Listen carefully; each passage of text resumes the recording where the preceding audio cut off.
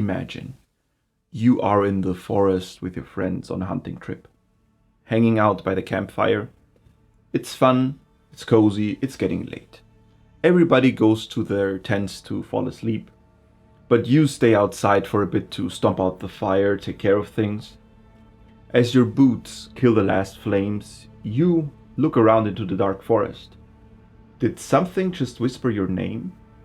Or was it just the wind brushing through the leaves? There is a strange smell in the air, something that is out of this world. It is enticing, a cosmic sensation that seeps into your mind, into your whole body. What do? Do you call your friends? Find out what's going on in the forest? Do you go back into the tent and act as if nothing has happened, try to fall asleep? Or do you follow the call of the Wendigo? Okay. Now I can't turn the TV off because of the... Now we're done.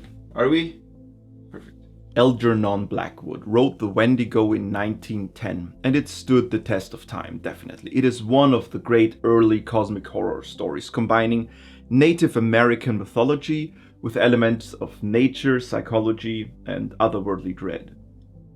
Let's talk a bit about Algernon Blackwood. He was born in 1969 and died in 1951. He was a true British writer. He pioneered in broadcasting, journalism, and especially and most famously, horror stories. Blackwood is mostly remembered for his fantastic tales, being one of the godfathers of cosmic horror, a big inspiration for H.P. Lovecraft.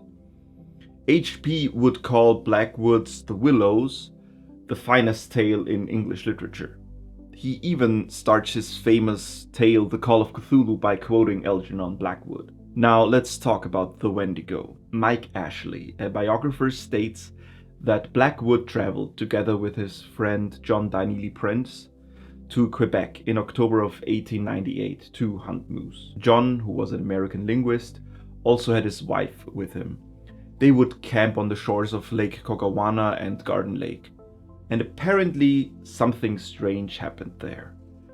They encountered some things that they couldn't really understand. It was really hard to find any more detail about that. Maybe you have more luck with it, but that's where the story ends for me. But what we do know is that it was the true inspiration for Algernon Blackwood to write The Wendigo. Blackwood wrote the short story a decade later and published it in The Lost Valley and Other Stories in 1910. He moved the story, however, to the forsaken and desolate country north of Red Portage, which is today known as Kenora. John Robert Colombo writes in Canadian Literary Landmarks, which came out in 1984, that the area could be called the Wendigo capital of the world. From the Lake of the Woods region, there came more descriptions in fact and in fiction of the dread Algonquian spirit than from any other. The Wendigo. What is the Wendigo? A Wendigo is a supernatural entity from Native American folklore.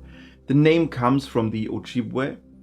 And also disclaimer, there's gonna be some mentioning of Native American words and names, and I'm very sorry if I butcher them. I'm really trying to pronounce them as well I can, and this is not meant in any way to appropriate anything from Native American culture. Native American folklore is...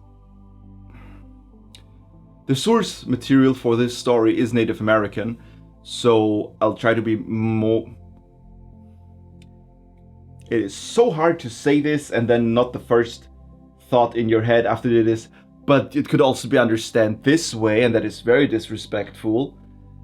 So, just every fucking pause I make could be interpreted as, well, did he really? Or anything. So, I just wanna talk about cool tales and destroy capitalism. Okay. Fuck colonialism. Native Americans should get all of their land back. All of their land back. Maybe don't do the stuff with the pyramids and the the kids and then throwing the heads down the stairs. But everything else you did was kind of cool.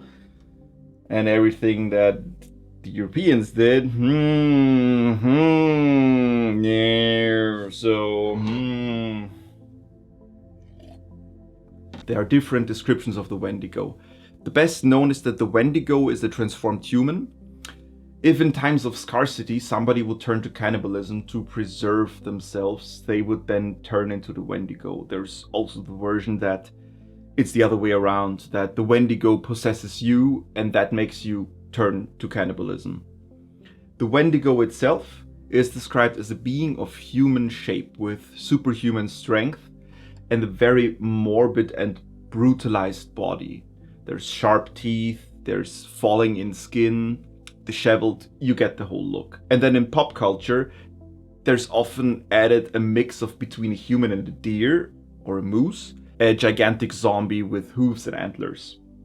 The most recent rendition of this is the movie Antlers, which was ass, which I really looked forward, but it was ass, unwashed ass from a person that you're not attracted to. Ass. It was not good. It was not, no. Talking about the mythological description of the Wendigo, where it comes from, all the richness of Native American folklore, is its own rabbit hole. So I will link some videos in the description that, in my opinion, deal very respectful with this topic and go very deep into it. Just know that in its core, the Wendigo is often connected to nature and greed and cannibalism, and that it is a Native American spirit or supernatural phenomenon. Now, before we dive into the story, there are 3 disclaimers that I want to make. First, the story is not as gory or intense as the Dunwich Horror. It is way more about atmosphere and mood. Algernon Blackwood has always been very strong with the nature in his writing. So don't be disappointed if there isn't a classic Wendigo monster that tears people to shreds in the end. It's way more subtle than that.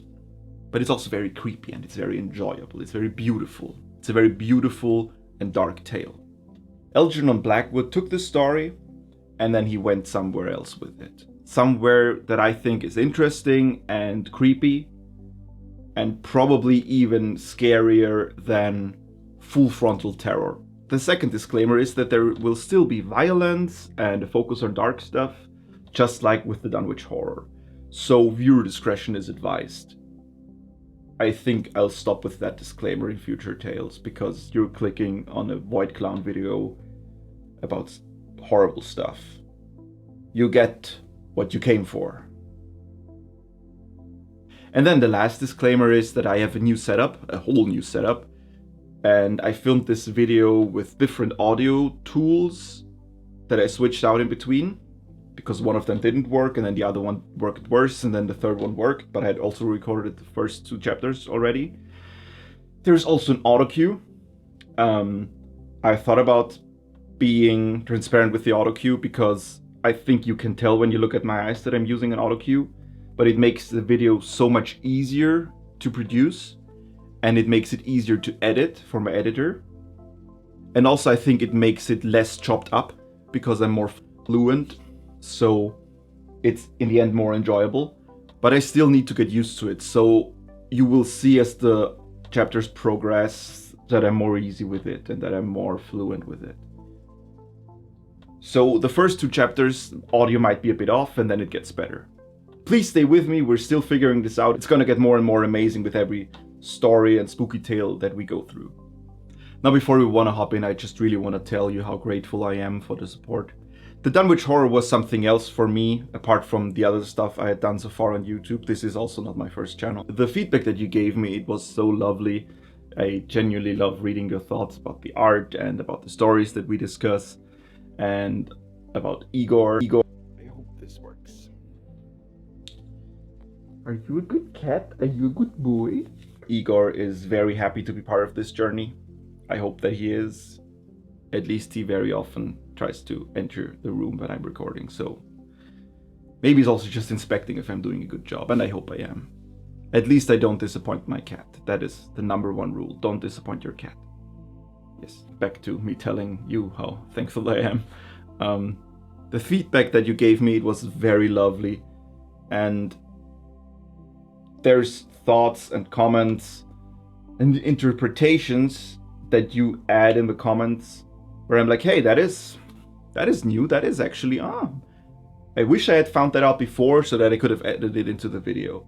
So keep them coming. It really adds a whole dimension to me and probably to the other ones as well. And everybody who leaves a hateful comment, you're just probably gonna be really sad when you go to bed at night. That is all I can say. Because Igor doesn't love you. So, yes, I love you all very much as a creator can love his fans and viewers. Because it feels a bit odd to say I love you and then tell my girlfriend I love her. And it's the same word, but it's a different meaning. So, I'm really grateful. Like, I'm sitting in front of my phone and be like, oh, that's a comment. And then I think you can all tell how fast I reply. I'm in Europe, so most of my viewers are in America. So I'm always behind, and sometimes I reply late because I sleep. But other than that, sometimes I reply late because I really need to think about what I reply. But other than that, yes. I wrote down what to say in the thank you notes so that it's short and crisp, and now I'm all over the place again. I love you all. Enjoy the video. Let's go. Now, as you can see, we have merch now. I want to make a big shout out to Nadia Zimov. She designed this and she designed the cover of the video. And you can buy this in the shop in the link below. And you can follow her on all the socials, also linked down below. And you will get more information about all of this later in the video. If you like the Wendigo t-shirt, you can buy it. It's yours to buy. I really like how it turned out. More on that later.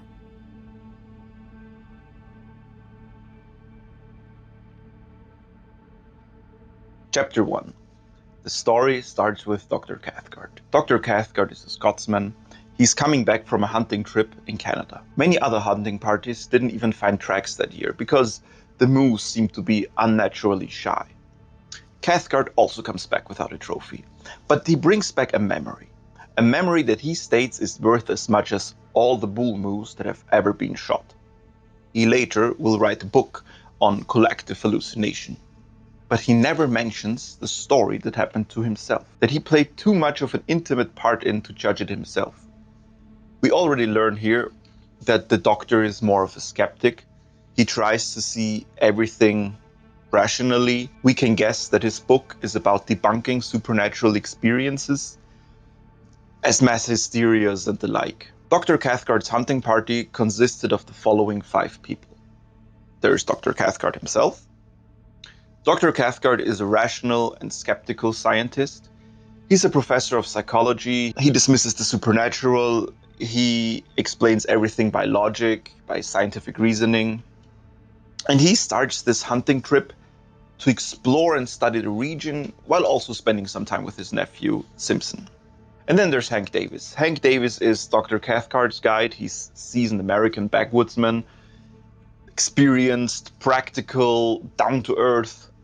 He's going to provide a stark contrast to Dr. Cathcart's scientific skepticism, but also to whatever Defago is. You'll learn more about Defago later. He's, I think, probably one of the most, or the most interesting character in the whole story. Hank has a deep knowledge of the wilderness and the folklore, and that will play a crucial role in the coming event. Next person in the hunting party is Simpson. Young Simpson is the nephew of Dr. Cathcart. He's a divinity student. I'm not sure if he's a divinity student or a med student or both, or back then maybe that was both.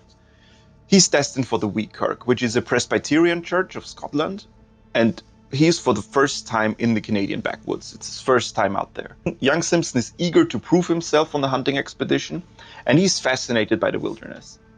And then there's Defago.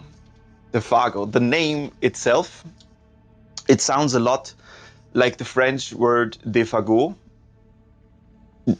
written that way, which means of fagots or made of fagots or resembling fagots, de fagot. Fagots means dry tinder or sticks, like what you need to start a fire. That probably is not the actual etymology of the name. I couldn't find the actual etymology of the name, but it was very probably, definitely chosen with that in mind when Algernon Blackwood wrote the story. You will find out later why, but I think it's so cool that he chose a name, de fagot, made of tinder, and then later on there's gonna happen something very much with that. De Fagot is a Canuck, which is a French Canadian from Quebec. He's also a guide, and he's hired for the expedition like Hank. He possesses a profound understanding of the forest and the mysteries of the forest. He proves himself to be superstitious, knowledgeable about forest legends. So he's a bit, again, like in this triangle of Defago, Hank, and Dr. Cathcart. He's like the third side. He's good at telling stories, but he also spins yarn at the campfire. And he's being hired by Hank Davis, who has a deep trust in him. These two, the both of them are known to have a deeper bond. They swear by and at each other, so they have like this amicable rivalry. They often have picturesque conversations about the wilderness, and the only issue that Hank has with Defago are his mental health issues. When Defago sometimes just falls into fits that make him mute, where he just doesn't talk, and he's not answering to anybody, no matter what they do. These spells apparently come up when Defago, when he spent too much time in civilization, when he's too long locked in with people and streets and technology. And these spells are then cured when he spends some time in the wilderness. So here we can already see one of the themes of Blackwood's story, and also of other stories that he wrote. It's the idea that wilderness and isolation, they open you up and make you vulnerable. They kind of force you into some spirituality. And as long as you're in civilization, you're kind of prone you're prone to spiritual deadness. You're isolated from all this stuff. And then last but not least, there is Punk. Punk is a First Nation cook. He has accompanied Cathcart and Hank on other hunts. His duty was merely to stay in camp, catch fish, and prepare venison steaks and coffee at a few minutes' notice. Punk dresses mostly like a European because he wears clothes that were given to him by a former patron. There's a bit of racism here, unfortunately, and there's also a bit of racism in the story. As you can imagine, it's 100 years old, more than 100 years old. And I will just leave those parts out when irrelevant, or I will adapt them in a way that manages to contain the story without being disrespectful to anybody. I'll try my best, and I'm really sorry if I offend anybody, except if you're a racist, then fuck you. There it is. Punk is described as superstitious. He's very enduring, but he's a quiet guy. The Wendigo by Algernon Blackwood. This is the story about this very peculiar hunting trip that year. It's the last week of October, and the party is out on a hunt in the wilderness north of Red Portage. This is nowadays called Kenora. Algernon Blackwood describes it as a forsaken and desolate country. The group is despondent. They haven't seen a single sign of recent moose. They gather around their fire close to the lake, and Defago starts singing his songs. He starts telling stories. He's spinning a bit of yarn probably, and then Hank, in bad humor, shuts him up. He kept mussing up the facts so that it was most all nothing but a pettered out lie. The Frenchman goes quiet. As I told you before, that's a bit what he does when he's having his issues. Then Hank are quite beaten by the exhausting day. Punk is washing the dishes at his lean-to, where he's also asleep while he's grunting a bit to himself. It is silent. There's ice forming on the shores of the lake because there is no wind. Nobody bothers to take care of the fire. The silence of the forest is encompassing everything. It's oppressing. And then Hank breaks the silence with his nasal voice. I guess I made the wrong voice before. "I'm in favor of breaking new ground tomorrow, Doc," he observed with energy, looking across at his employer. "We don't stand a dead doggo's chance around here." "Agreed," said Cathcart, always a man of few words. "Think the idea's good." Sure, Pop, it's good, Hank resumed with confidence. Suppose now you and I strike west up Garden Lake, way for a change. None of us ain't touched that quiet bit of land yet. I'm with you. And you, DeFago, take Mr. Simpson along in the small canoe. Skip across the lake, portage, over into 50 Island water, and take a good squint down that thar southern shore. The moose yarded there like hell last year, and for all we know, they may be doing it again this year just to spite us. So Hank proposes a plan. He proposes a plan to go into 50 Island water, where there were a lot of moose grazing last year. The word portage that I just mentioned means to carry the canoe overland between two bodies of water. DeFago doesn't answer. He just stares right into the fire. It feels like his silence is more of just petty sulking because of the interrupted story, when Hank interrupted him before. The other men, they catch this curious expression that passes over his face for just a second. Hank, in good spirit, tries to provoke him further. But there ain't no special reason why no one's been up there this year, he said with a perceptible hush in his tone. Not the reason you mean. Anyway, last year it was the fires that kept folks out, and this year I guess it just happened so, that's all. Joseph DeFago raised his eyes a moment, then dropped them again. A breath of wind stole out of the forest and stirred the embers into a passing blaze. Dr. Cathcart again noticed the expression in the guide's face, and again he did not like it. But this time the nature of the look betrayed itself. In those eyes, for an instant, he caught the gleam of a man scared in his very soul. It disquieted him more than he cared to admit. Now, I want you to keep an eye on all the things that are being done by the weather, by nature itself in the story. Like the breath of wind here that stirs the fire, it will be important later. It's very central to the whole story. Whenever I mention something like that, think about it, save it in your brain. Hank keeps stirring the pot. He asks if, there might be anything wrong at the country at 50 Island water. Or is DeFago just scared? He's just scared, he replied good-humoredly. Scared stiff about some old fairy tale. That's all, ain't it, old pard? And he gave DeFago a friendly kick on the moccasined foot that lay nearest the fire. Scared nothing, he answered with a flush of defiance. There's nothing in the bush that can scare Joseph DeFago, and don't you forget it. Punk shows up, and he warms himself by the fire. The other men compliment him on his food that he made earlier, and then the doctor goes to sleep, leaving the three men smoking over the now blazing fire. As the doctor doesn't want to wake up his nephew, whom he shares a tent with, he takes off his clothes outside. And while he does that, he looks back and finds Hank and DeFago intertwined in this amicable fight. The whole scene reminds him a bit of a theater play. Hank and DeFago were at it, hammer and tongs, or rather hammer and anvil. The little French Canadian being the anvil. It was all very like the conventional stage picture of Western melodrama. The fire lighting up their faces with patches of alternative red and black. DeFago in slouch hat and moccasins in the part of the Badlands villain. Hank, open-faced and hatless, with that reckless fling of his shoulders, the honest and deceived hero, and old Punk eavesdropping in the background, supplying the atmosphere of mystery. The doctor smiled as he noticed the details, but at the same time, something deep within him, he hardly knew what, shrank a little, as though an almost imperceptible breath of warning had touched the surface of his soul and was gone again before he could seize it. Probably it was traceable to that scared expression he had seen in the eyes of DeFago. Probably, for this hint of fugitive emotion otherwise escaped his usually so keen analysis. DeFago, he was vaguely aware, might cause trouble somehow. He was not as steady a guide as Hank, for instance. Further than that, he could not get.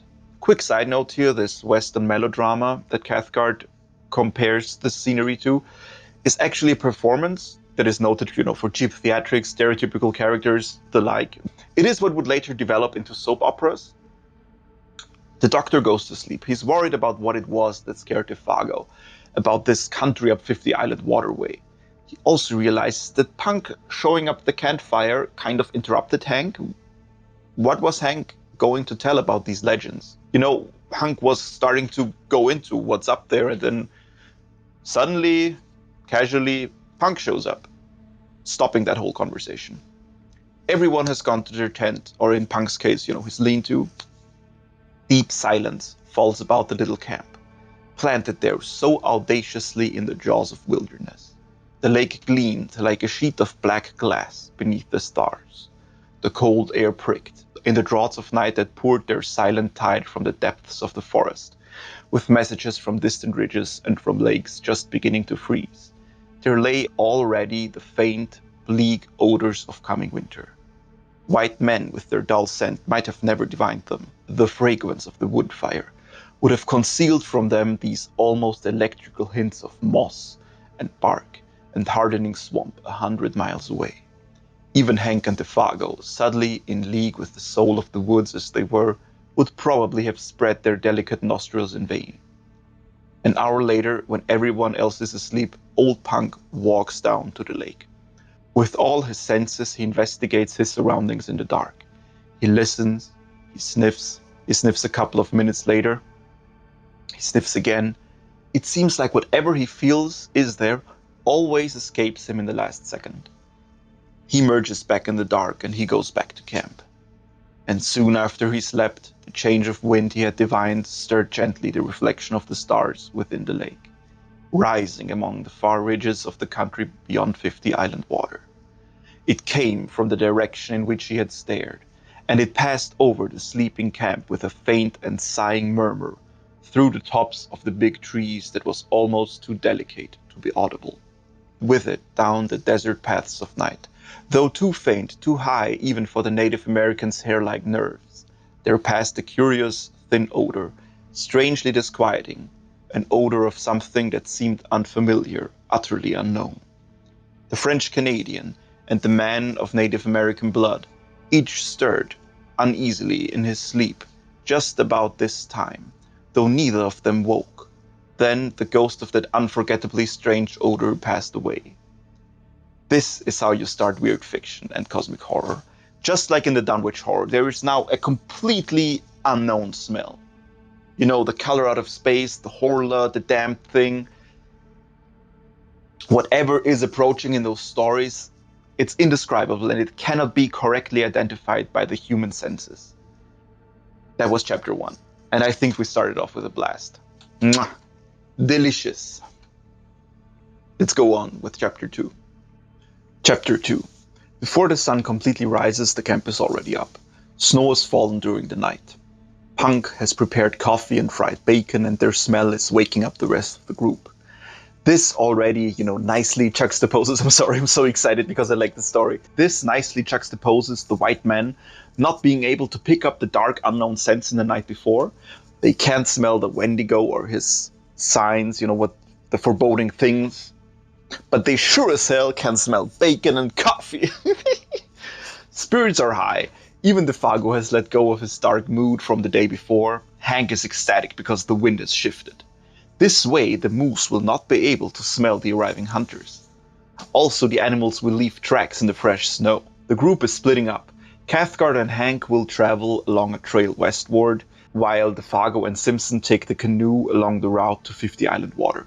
With them, they have a tent and supplies for 2 days. The guides wish each other good luck, and before it's 8 a.m., Punk has the camp to himself. The wintry sharpness of the air was tempered now by a sun that topped the wooded ridges and blazed with a luxurious warmth upon the world of lake and forest below. Loons flew skimming through the sparkling spray that the wind lifted. Divers shook their dripping heads to the sun and popped smartly out of sight again. And as far as eye could reach, rose the leagues of endless crowding bush, desolate in its lonely sweep and grandeur, untrodden by foot of man, and stretching its mighty and unbroken carpet right up to the frozen shores of Hudson Bay. I am so happy that we get descriptions of nature that are innocent, the nature is beautiful. It's all just, it's not Dunwich Horror. It's not the worst thing ever to go outside, to open the window and have a peek. Simpson, he sees all of this for the first time. He breathes in this gorgeous sight. It is his first time abroad, except for Switzerland, so he's only been to Scotland, where he's from, and Switzerland. To witness in person this scale of landscape and forest leaves an impression on the young student. Being present here is described as an initiation that causes a certain shifting of personal values hitherto held for permanent and sacred. Rationalism, religion, so many ideas that are central to our core, to our understanding of ourselves, of the universe, of how things are, they're suddenly not so certain anymore when we're taken out of our cities. When we enter nature, his heart drank in the sense of freedom and great spaces, just as his lungs drank in the cool and perfumed wind. Meanwhile, Defago, he's paddling the canoe like a pro, singing his chanties. It also states here that both were gay and lighthearted. They both lose their societal roles, the roles they loosen up. They become human beings working together for a common end. Defago is no longer the employed. They become peers in the presence of such primitive forces. Defago stops addressing Simpson in any formal way, and Simpson actually starts to like that. After paddling against headwind for 12 miles, they reach the shore. I'm just going to leave this here, that paddling for 12 miles, that's 19 kilometers, against the wind, makes Defago an absolute beast. As the duo comes ashore, Simpson has a new feeling. In his hands he has this .303 rifle, which, side note here, is the same rifle used by the British in both World Wars. If you played Call of Duty, you know that weapon. It's him and Defago in a vast wilderness, far away from camp and civilization. The two of them against everything else, an uninhabited region as vast as Europe. It was himself and Defago against the multitude, at least against the Titan. He realized his own utter helplessness. Only Defago, as a symbol of a distant civilization where man was master, stood between him and a pitiless death by exhaustion and starvation. Yeah, man, look, okay, you have your .303 rifle, but Defago, he's brought one gun more. He has two guns, actually, them paddling 12 miles against the wind arms. Homeboy is swole. It's not Defago, it's They Swallow. It's... Yeah, that was the coolest one I could come up with. It's They Swallow. Finally ashore, Simpson watches Defago turn the canoe over. He puts the paddles underneath and then leaves marks in the bushes. Say, Simpson, if anything happens to me, you'll find the canoe all correct by these marks. Then strike due west, into the sun, to hit the home camp again, see? Simpson now... that wasn't a good thing to hear. Simpson, he now feels even more exposed. Leaving the canoe, a symbol of civilization behind, and hearing what Defago just said. Now it's just him and Defago again. There's not even a canoe anymore, it's just the two dudes in the wilderness. Meanwhile, shouldering the packs between them, each man carrying his own rifle, they followed the slender trail over rocks and fallen trunks and across half-frozen swamps, skirting numerous lakes that fairly gemmed the forest, their borders fringed with mist, and towards 5 o'clock found themselves suddenly on the edge of the woods, looking out across a large sheet of water in front of them, dotted with pine-clad islands of all describable shapes and sizes. 50 island water, announced Defago warily, and the sun just going to dip his bald old head into it, he added, with unconscious poetry, and immediately they set about pitching camp for the night. Defago, he sets up camp. Silk tent, check. Beds made out of bells and bows, check. Cooking fire, check. Me definitely not shipping these dudes, check. Apparently, Simpson wasn't completely useless during Defago's paddle marathon, as he has caught some fish in the meanwhile. Simpson, he starts preparing the fish for cooking, while Defago will take a look around the brushwork to look for signs of moose. May come across the trunk where they been and dropped horns, he said, as he moved off, or feeding on the last of the maple leaves. The young student is amazed how it just takes a few steps and Defago is absorbed by the forest. We get now more beautiful descriptions of woodland. There is little underbrush. The trees are actually a fair bit apart. The clearings contain silver birch and maple, while the forest itself is mostly spruce and hemlock. In between there are these grey boulders that thrust out of the ground. It could almost be a park for, hunting back in Europe. Almost, because a little to the right, there is the burnt section. The burnt section of the forest is miles wide. As you remember, there were these forest fires the previous year that Hank also mentioned. There's burnt stumps stand here, ugly, described like gigantic match heads, savage and desolate. It smells like charcoal, it smells like ashes. The sun starts going down fast, the wind has stopped. It's quiet except for the crackling of the fire and the waves on the shore. Any moment, it seemed, the woodland gods, who are to be worshipped in silence and loneliness, might stretch their mighty and terrific outlines among the trees. In front, through doorways, pillared by huge straight stems, lay the stretch of 50 island water, a crescent-shaped lake, some 15 miles from tip to tip, and perhaps 5 miles across where they were camped. A sky of rose and saffron, more clear than any atmosphere Simpson had ever known, still dropped its pale streaming fires across the waves where the islands, 100, surely rather than 50, floated like the fairy barks of some enchanted fleet. Fringed with pines whose crests fingered most delicately the sky, they almost seemed to move upwards as the light faded, about to weigh anchor and navigate the pathways of the heavens, instead of the currents of their native and desolate lake, and strips of colored cloud, like flaunting pennants, signaled their departure to the stars. I love these beautiful and picturesque descriptions of nature, so you're gonna hear them too. Young Simpson, he smokes the fish and burns his fingers while cooking. He seems content, but deep down he can't seem to shake thoughts about the other side of nature. The indifference to human life, the merciless spirit of desolation which took no note of man. With the Fargo still gone, he feels utterly alone and abandoned. What could I do if anything happens and he did not come back? But the Fargo returns and they devour their well-earned supper and they drink unmilked tea strong enough to kill men who had not covered 30 miles of hard going. I love this, because this is how I start my workday, with a monster energy. That's me. They smoke, they share stories, they discuss plans for the next day, and the Fargo is in excellent spirits, although he actually didn't catch any signs of moose at all. But he didn't venture that far during his initial search, so there's still a good chance of finding moose, or at least tracks. His clothes and hands are black from the charcoal from the brûlée. Brûlée is French for burnt, as you know, crème brûlée. So brûlée is always describing the burnt section of the woods. Simpson, again, he can't shake this feeling of how exposed they are. "The Fargo," he said presently, "these woods, are a bit too big to feel quite at home in. To feel comfortable in, I mean, eh?" He merely gave expression to the mood of the moment. He was hardly prepared for the earnestness, the solemnity even, with which the guide took him up.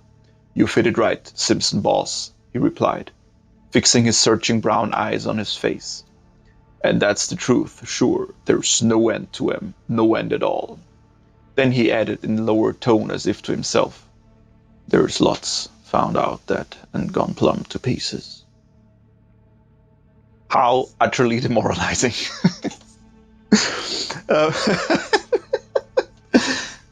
I love it. Simpson's like, "It's kind of creepy here, isn't it?" And then the Fargo is like, "Yeah, it's not creepy. You're mostly probably gonna die if I'm not here. And people go die here all the time."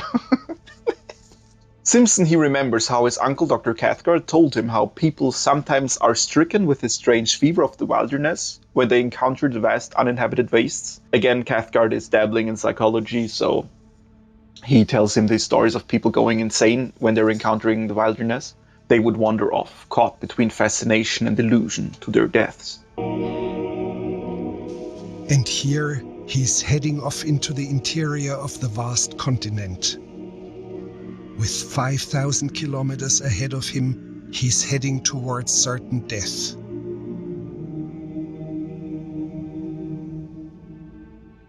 And he feels like the Fargo is a bit closer, or maybe a bit too close, to these people than he would like. So he leads the conversation to more pleasant topics, like the rivalry between the Fargo and Hank. Who will get the first sight of moose?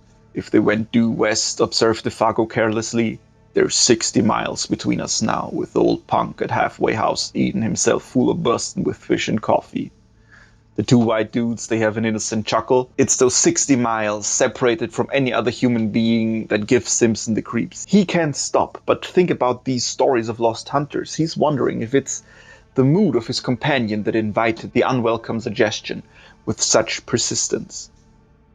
Here we also get to see how punk is becoming more and more established as the middle ground, the core of the hunting party. He's the provider of food, he's the provider of shelter, he has intricate knowledge about the area, and he will remain emotionally stable, or more emotionally stable than everybody else. I'm not saying that anybody else will be unstable. That is definitely not what is going to happen. No, they will all have good mental health and will return. They're just having a picnic out there. That's all that's happening. This is a fun, breezy hunting story with a bit of racism. That's all. That's all. Punk is also an even balance to this aggressive and poking, bragging Hank, the edgy Defago, and the cynical doctor. He's in the middle of the triangle, keeping balance. So Simpson, he asks Defago to sing a song, and Defago obliges. I've never seen that anywhere. When you hang out with dudes and you're like, hey, sing us a song, and the other dude's like, yeah, no, people don't do that. So Simpson asks Defago to sing a song, and Defago obliges, and while they smoke, Defago sings a song about the old times. There was an appealing and romantic flavor about it, something that recalled the atmosphere of the old pioneer days, when Native Americans and wilderness were leagued together, battles frequent, and the old country farther off than it is today. Ah, yes, that's what calms me down when I'm facing existential dread in the wilderness. A white man singing songs about genocide. Yikes. After a couple of white people verses glorifying the colonial age, Simpson notices how Defago's voice changes. The guide is staring into the bushes as if he heard or saw something. Then he goes completely quiet. He stands up, he starts sniffing, like a dog that scents for game. After he has taken some big whiffs of the sharp Canadian freshness, he finally points towards the lake, towards east. Defago is portrayed here as a pointer dog. You know the types of dogs? You might know it from cartoons at least. You know, these dogs that are used to sniff out game. They sniff game and then they freeze pointing into that direction. That is a pointer dog. Again, we get to see the guide in a light that shows him very in touch and influenced by nature. It was a performance, unpleasantly suggestive, and at the same time singularly dramatic. Simpson's heart fluttered disagreeably as he watched it. Lord, man, how you made me jump! He exclaimed on his feet beside him in the same instant, and peering over his shoulder into the sea of darkness. What's up? Are you frightened? The Canadian has turned white. Simpson starts trembling with fear. What's up? He repeated quickly. You smell moose? Or anything queer? Anything wrong? He lowered his voice instinctively. The forest pressed round them with its encircling wall. The nearer tree stems gleamed like bronze in the firelight. Beyond that, blackness, and so far as he could tell, a silence of death. Just behind them, a passing puff of wind lifted a single leaf, looked at it, then laid it softly down, again without disturbing the rest of the covey. It seemed as if a million invisible causes had combined just to produce that single visible effect. Other life pulsed about them and was gone. This very much shows this invisible force, this odor, whatever it is, being sentient and definitely able to manipulate reality. It plucks out and almost inspects a single leaf from a whole bevy, way too selectively and consciously, and then puts it down. Defago, he turns around. I never said I heard or smelled nothing, he said slowly and empathetically, in an oddly altered voice that conveyed somehow a touch of defiance. I was only taking a look round, so to speak. It's always a mistake to be too previous with your questions. Then he added suddenly with obvious effort in his more natural voice, Have you got the matches, Boss Simpson? The two men, they sit back down by the fire, they smoke. Defago sits in a way towards the fire and wind that he can smell and hear everything that needs to be smelled and heard. His back to the forest, facing the lake, it becomes obvious that whatever startled him, it didn't come from the woods directly. Guess now I don't feel like singing any, he explained presently of his own accord. That song kinda brings back memories. That's troublesome to me. I never oughter have begun it. It sets me on to imagine things, see? But that explanation, that wasn't the whole truth. Defago is lying, and Simpson, he's not buying it. That story cannot explain the terror that just dropped over his face when he sniffed the air. That's not it. And nothing, no amount of blazing fire or chatting on ordinary subjects could make that camp exactly as it had been before. The shadow of an unknown horror, naked if unguessed, that had flashed for an instant in the face and gestures of the guide had also communicated itself, vaguely and therefore more potently, to his companion. And Simpson, he feels it.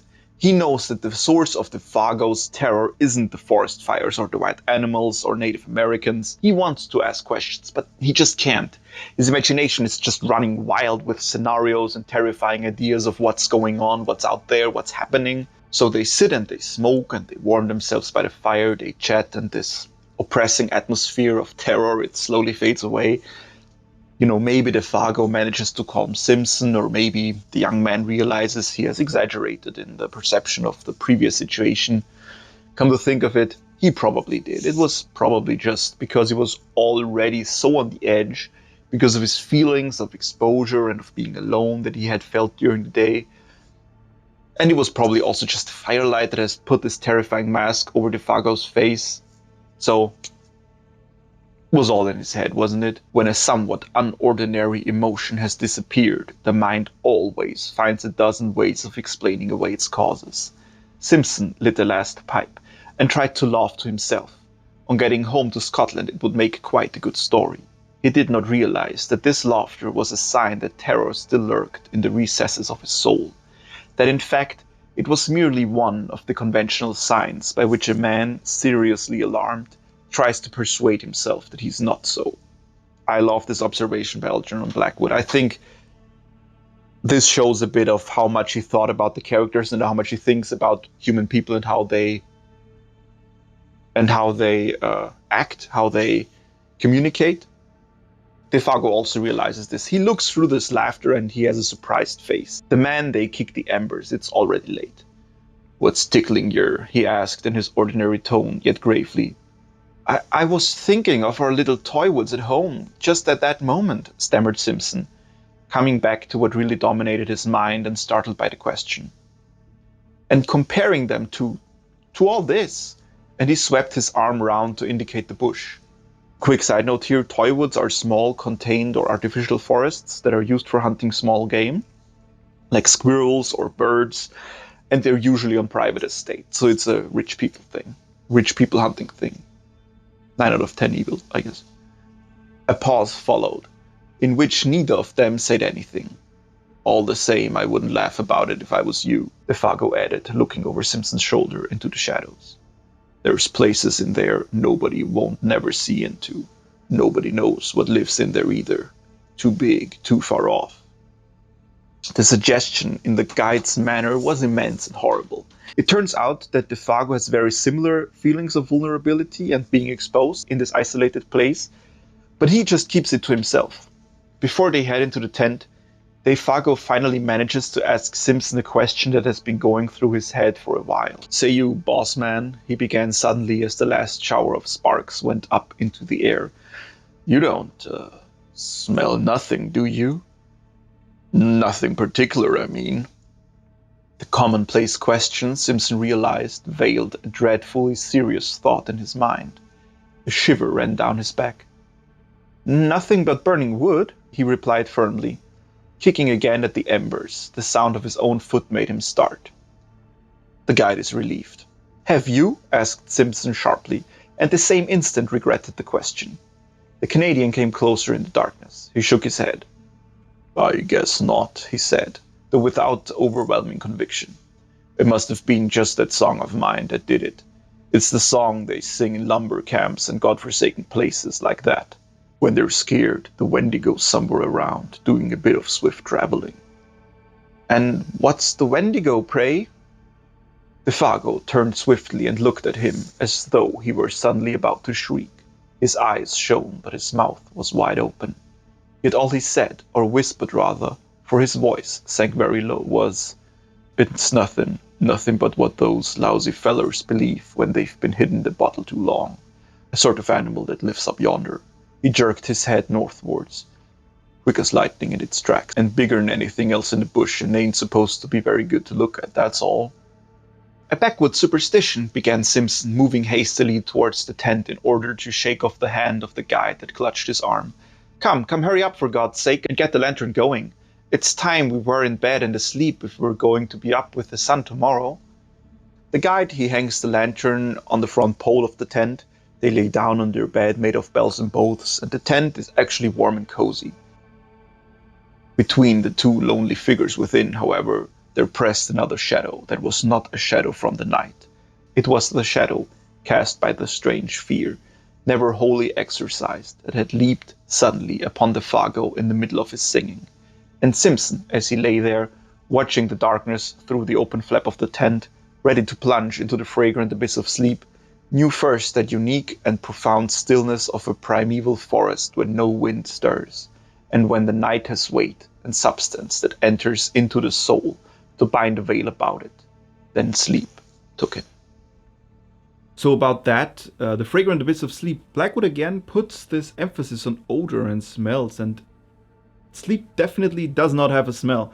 It's more that he combines smells with the psychological and internal life of humans here. There's gonna be more on that later, but keep in mind smells and psychology. Chapter 3.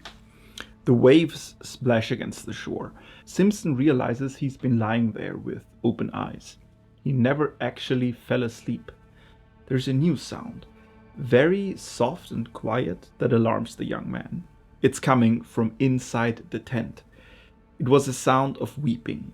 The Fago upon his bed of branches was sobbing in the darkness, as though his heart would break. The blankets evidently stuffed against his mouth to stifle it. Simpson feels with the guide, tears in this vast and cruel wilderness of what a wail. He thought of a little child crying in the mid-Atlantic. Then, of course, with fuller realization and the memory of what had gone before, came the descent of the terror upon him, and his blood ran cold. "The Fago," he whispered quickly. "What's the matter?" He tried to make his voice very gentle. "Are you in pain? Unhappy?" There was no reply, but the sound ceased abruptly. He stretched his hand out and touched him. The body did not stir. "Are you awake?" For it occurred to him that the man was crying in his sleep. "Are you cold?" Simpson sees that the Fago's feet are uncovered. They're actually outside of the tent, like right through the door opening. He puts extra blankets on them.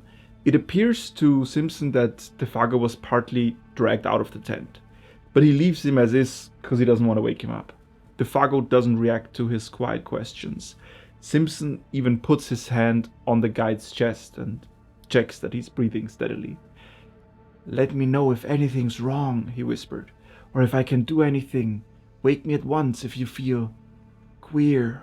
Never in his life would he forget that pitiful sound of sobbing and the feeling that the whole awful wilderness of woods listened. Simpson falls asleep again, but a peculiar feeling stays with him. Now, we often see characters go mad with fear in these stories, right? But this scene really tore me apart when I read it for the first time. It was the first time during any of my cosmic horror reading that I felt touched in a sad and sympathetic way. This picture of the very hardened guide the Fago crying in terror. There were moments in the story up to this night where the others, they either shut him up or they asked him about the terrors that are going on inside him. But the Fago always puts his walls up. He can't show his weakness. He says he's scared of nothing. He always has to hide his pain and his fear. And now, while he is sleeping, even in his dreams, he cannot escape the terror that's actually happening in him. Big man crying in his sleep because he's so afraid and so alone. And there's nobody who listens except for the oppressing, apathetic wilderness. Until Simpson wakes up. That was a big oof for me. Also, the choice of words is interesting here. Wake me at once if you feel queer. This is connected to the queer types that we have heard about. The people that would go insane and wander off when facing the wilderness. Simpson is carefully checking out that is not also what's happening to the Fago. It's actually a very cute and innocent hunch when you think about what's gonna happen later. Also, it's really nice to see these two grown men be so secure in their masculinity. They hold each other, they try to look out for each other. He puts his hand on the guide's chest. Truly base. Now that was a very short chapter, so let's dive into chapter 4. The boys are sleeping warm as toast, but they should have stayed alert. Yet sleep in this case was his great enemy, concealing all approaches, smothering the warning of his nerves. As sometimes in a nightmare events crowd upon each other's heels, with a conviction of dreadful as reality, yet some inconsistent detail accuses the whole display of incompleteness and disguise. So the events that now followed, though they actually happened, persuaded the mind somehow that the detail which could explain them had been overlooked in the confusion, and that therefore they were but partly true, the rest illusion. At the back of the sleeper's mind something remains awake, ready to let slip the judgment. All that is not quite real, when you wake up, you will understand. And that is how Simpson will try to process the whole upcoming experience. He will not be able to explain them, so he will tell himself that he overlooked a small piece of the puzzle that would have transformed the cosmic horror into the almost banal. In the early hours of the morning, there is a movement that goes through the whole tent. It shakes it. Simpson wakes up and he sees Defago sitting up straight in his makeshift bed. He's not crying anymore, he's quaking, he's trembling. Defago had huddled down against him for protection, shrinking away from something that apparently concealed itself near the door flaps of the little tent. That is disgusting.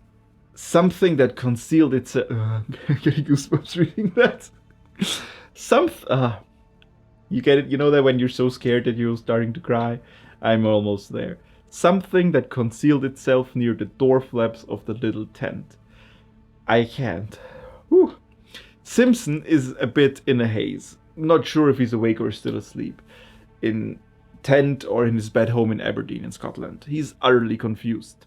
In a reaction when waking up, he shouts something at Defago, but the guide he doesn't react. And next, almost simultaneous with his waking, it seemed the profound stillness of the dawn outside was shattered by a most uncommon sound. It came without warning or audible approach, and it was unspeakably dreadful. It was a voice. Simpson declares, possibly a human voice. Hoarse yet plaintive, a soft, soaring voice, close outside the tent. Overhead rather than up on the ground. Of immense volume, while in some strange way most penetratingly and seductively sweet. It rang out, too, in 3 separate and distinct notes, or cries, that bore in some odd fashion a resemblance, far-fetched yet recognizable, to the name of the guide.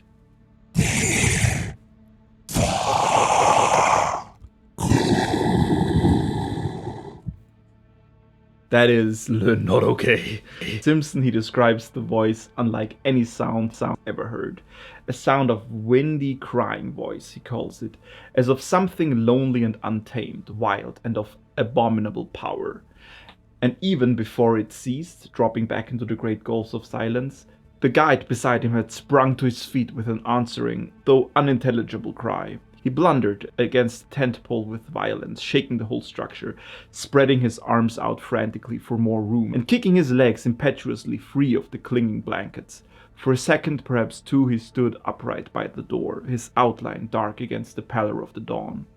Then, with a furious rushing speed, before his companion could move a hand to stop him, he shot, with a plunge through the flaps of canvas, and was gone.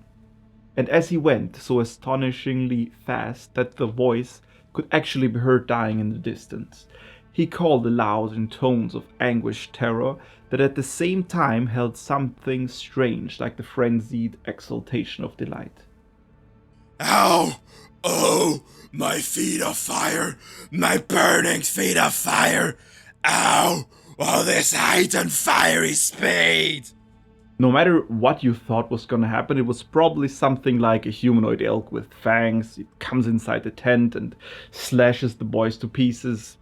Something like that, but it was not this, was it? Also about the burning feet of fire, that will make more sense later, way more sense. Except for the empty bed, it almost feels to Simpson like nothing actually really happened. But there is this disgusting, lingering smell left in the tent. An undefinable stench. Again, like in the Dunwich Horror, we get to smell the monster before we get to see it. And apparently that is how the Wendigo gets you. The smell allows it to crawl into your soul, your mind, your being. The smell is so bad that it finally shakes the young Scot awake. And he rushes out the tent. The sun is starting to come up. There are patches of snow. The embers from the night are still warm. The tent is soaked with dew. But no sign of Defago, not even sounds of footsteps or echoes of his voice. Defago is gone, only leaving behind a strong sense of his presence, and this pervading odor, a smell that Simpson fails to recognize or even describe. Rapidly, it starts to disappear. Acrid, rather not unlike the odor of a lion, he thinks, yet softer and not wholly unpleasing, with something almost sweet to it that reminded him of the scent of decaying garden leaves, earth, and the myriad nameless perfumes that make up the odor of a big forest. Yet the odor of lions, that is a phrase with which he usually sums it all up when he tells the story later. Comparing it to the stench of Dunwich, this smell is not completely horrible, not completely disgusting. It is otherworldly, but also connected to nature somehow. Blackwood here also uses a comparison to cats, to lions specifically. He compares the nature as a subtle, quiet predator that lurks and then pounces or strikes. Cats also often play with their prey. If you have a house cat. It's almost as if Defago was taken by a big cat that now plays with him instead of killing him in a merciful way. This is not atypical for Algernon Blackwood. In other stories, Mayday Eve, The Listener, the ancient sorceries, for example, he uses similar comparison to felines. I think we need to also get some cat smell in here. I really hope that he doesn't do the thing where he farts and I die horribly. Yes, you're gonna get a snack on camera. Okay. Come here. You want a piece? Full of fur. Immediately.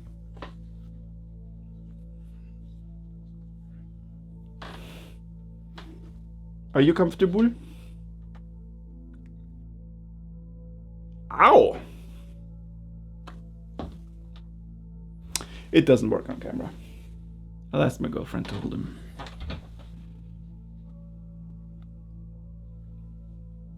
What?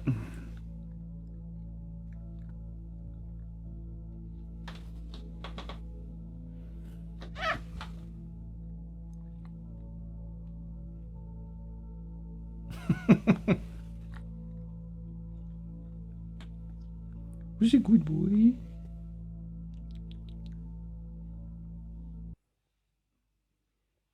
Look here into the camera.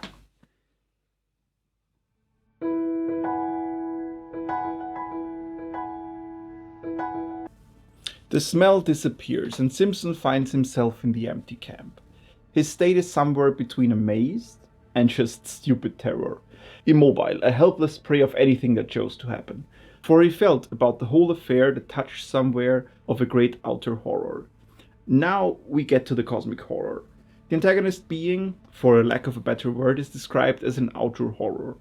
It is not a demon, or a mythological beast, a ghost, a monsterly animal. Yes, you're also... Are you a monsterly animal? Are we doing this stunt every time where you put your hands on my paws, your paws on my mouth?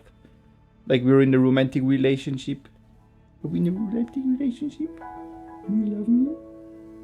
Are you Mr. Voidclown?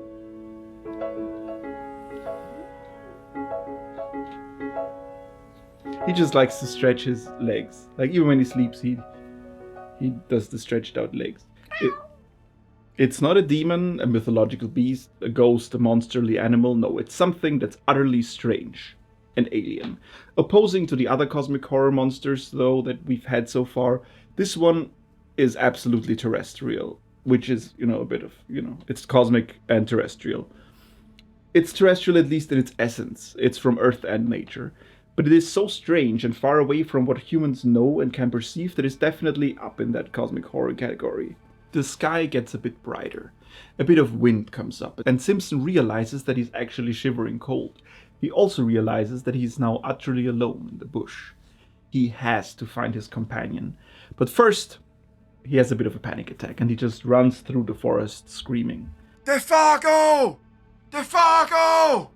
Defago! He yelled, and the trees gave him back the name as often as he shouted, only a little softened. Defago! Defago! Defago! You remember that voice coming from above in the middle of the night, the voice that called Defago by his name? Now it is Simpson who calls the old guide. But nature almost mocks him at this point by repeating the name back to him, running and shouting, searching for his companion, the only human that is left in a radius of 60 miles, if you remember. It is a wonder that Simpson finally finds his way back to the tent. The voice hoarse with exhaustion, he calms down. His body just forces him to calm down. He makes a fire, he eats some breakfast, coffee and bacon. He tries to find a sense of judgment. He realizes that so far he's behaving like a boy. The young Scot decides that he must undertake a thorough search. If that yields no results, he will travel back to home camp and get the others. It's 8 in the morning, the sky is blue. Simpson heads out with food, his rifle, matches, and axe to mark the trees so he will find his way back, leaving a note in case Defago returns in the meantime. This time the search is more strategic and planned. Before even a quarter of a mile he finds tracks. Tracks of a large animal in the snow, and next to it tracks that are smaller. Human. The tracks of Defago. It must have been a bull moose that mistakenly ran through the camp at night while screaming, and Defago must have then followed his hunting instinct. That's why he jumped up and he ran out of the tent to chase down the moose. And he had smelled the animal's arrival already hours before. That must have been it, right? That must have been the whole story. That is exactly what happened. That is exactly what happened. That is exactly what happened. Well, Simpson realizes himself that this is utter bullshit. Moose shit, even. His common sense forces him mercilessly to accept that that just can't be it. Defago, surely he is a bit of an oddball, and I'm sure he has dabbled in the use of illicit substances, but he's still an experienced guide. He would at least, take his rifle with him. He remembered the details of it all, the cry of terror, the amazing language, the grey face of horror when his nostrils first caught the new odor, that muffled sobbing in the darkness. And for this too now came back to him dimly, the man's original aversion for this particular part of the country. A short inspection shows the bigger tracks to definitely not be those of a bull moose. Hank, in preparation for the hunt, had explained to him the outlines and even drawn for him the tracks of moose and male moose, female moose, moose calf. Is that what it's called? All the versions. But these are big, they're round, they're ample. They do not have an outline at all that shows hooves. No animal that Simpson can think of leaves a mark like that. He's distressed beyond belief when he realizes how threatening all of that is. And I'm also a bit stressed when I realize that we're gonna meet something that is not a moose. While examining, he smells the sweet pungent odor again. It almost makes him nauseous. The woods closing round him, but he remembers the details of the night. He suddenly recalled those uncovered feet projecting beyond the edge of the tent, and the body's appearance of having been dragged towards the opening. The man shrinking from something by the door when he woke later. The details now beat against his trembling mind with concerted attack. They seemed to gather in those deep spaces of the silent forest about him, where the host of trees stood waiting, listening, watching to see what he would do. Man, that's dark and spooky. The young Scotty follows the tracks, leaving marks on the trees with his axe to find the way back. Although his voice already tired, he still cries out for Defago repeatedly. The dull tapping sound of the axe against the massive tree trunks and his own shouting, they're starting to scare him, like he's starting to scare himself with those actions. If there really is something out there hunting for humans, he really shouldn't be loud, right? With a strong effort, he crushed the thought out the instant it rose. It was the beginning, he realized, of a bewilderment utterly diabolical in kind that would speedily destroy him. Young Simpson learning about psychohygiene. Very good for him. Very good for everybody. Thought of Wendigo goes in. You accept it. You breathe in. You breathe out. Thought of the Wendigo goes out. That's like some headspace technique, but for people who meet the Wendigo.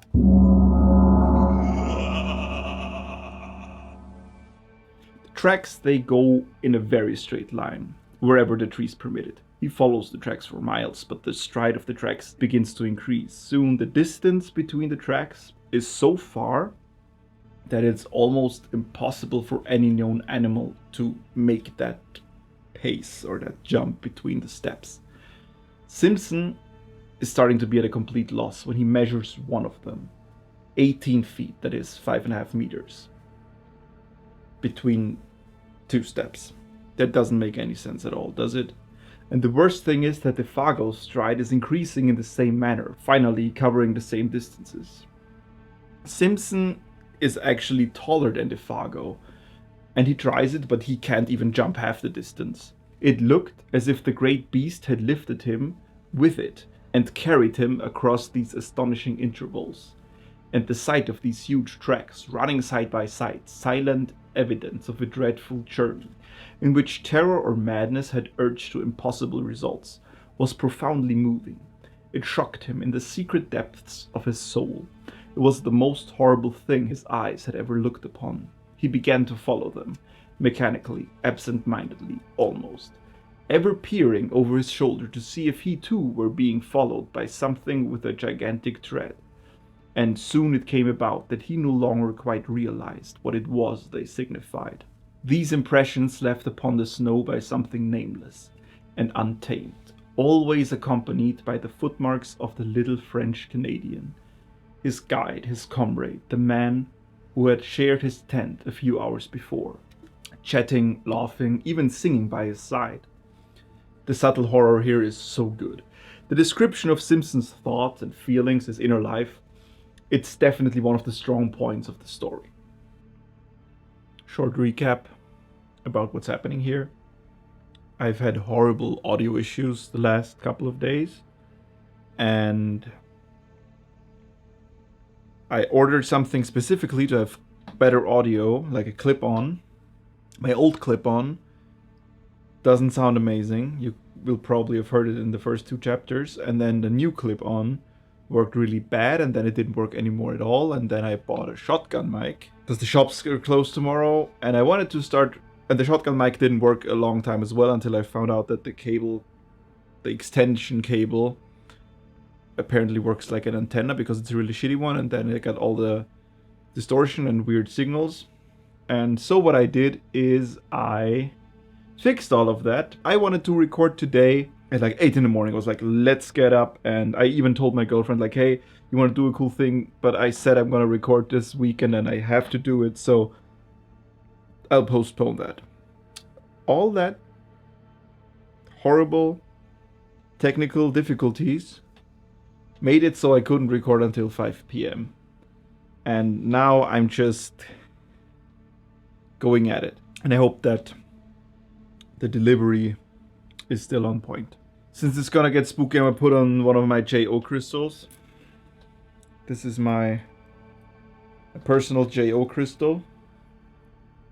I'm gonna put these back. These are for when I run into somebody who definitely needs one at that moment, as like a companion in life. If you don't know what a J.O. crystal is, look it up. J and then O.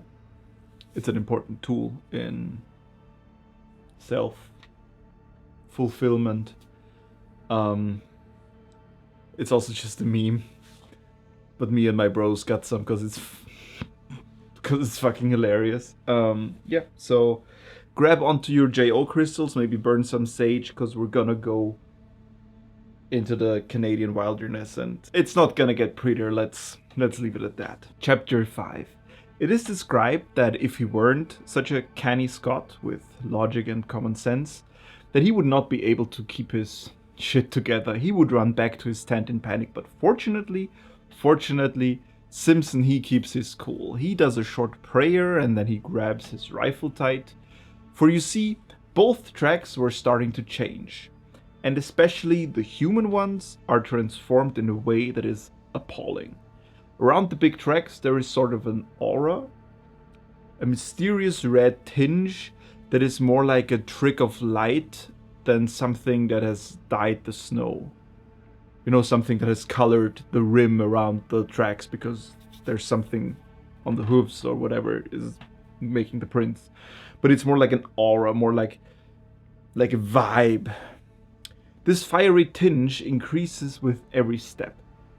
And since he cannot explain it, he starts taking a closer look at the human tracks. The change here is infinitely worse. Yes, they also have this similar fiery tinge. They also look more and more like the animal tracks, and not resembling Defago's bare feet at all anymore. So Defago's feet must have been transformed in the journey that was probably not so much of his own accord. Two things. We know that whatever the Wendigo is or what he is doing, its feet are leaving something in the snow that is more than just a footprint. There's something weird and unexplainable. We also know that Defago is turning more and more into something else. His body is changed by the event. Assuming that whatever took him is very animalistic and in tune with nature, he is transformed in that way. He follows and assimilates to or into whatever it is that's doing stuff. He starts running like the creature. He's making these bigger and bigger steps, and his feet are changed as well, right? At this point, the tracks are described as a perfect duplicate to the other ones, except in size. They're still smaller than the animalistic footprints. Remember how Defago was already described as very close to nature in the beginning, right? He's in the whole crew, except for Punk, the one who's closest to nature. Now, the actual mythological Wendigo, it's a strong beast, it's also fast. And Defago and the Wendigo together, like their journey or whatever it is, they are so fast that the friction burns the poor man's feet. That's why he screams. They simultaneously take these huge, long strides on the floor and appear to be high up in heaven simultaneously. And I don't mean that they're just hopping like a kangaroo. The high up part is described as if they were almost up in space, like between the stars. And this makes sense only when you think that the Wendigo is an outer dimensional being, or like a super dimensional being that snatches the Canadian into its domain, and then Defago also travels in that manner. Simpson hesitates, and then he's immediately ashamed because he hesitated. How can he leave his comrade behind? And so to make up for this short, shameful hesitation, he runs ahead. But immediately in front of him, it just stops. The tracks come to an abrupt end. He searches on all sides for hundreds of yards, nothing, like he does a whole circle. The trees are very thick, but there is no underbrush, and there must be something, right? So he searches again and again, confused. Nothing. The feet, they must have left the ground permanently. And then it happens.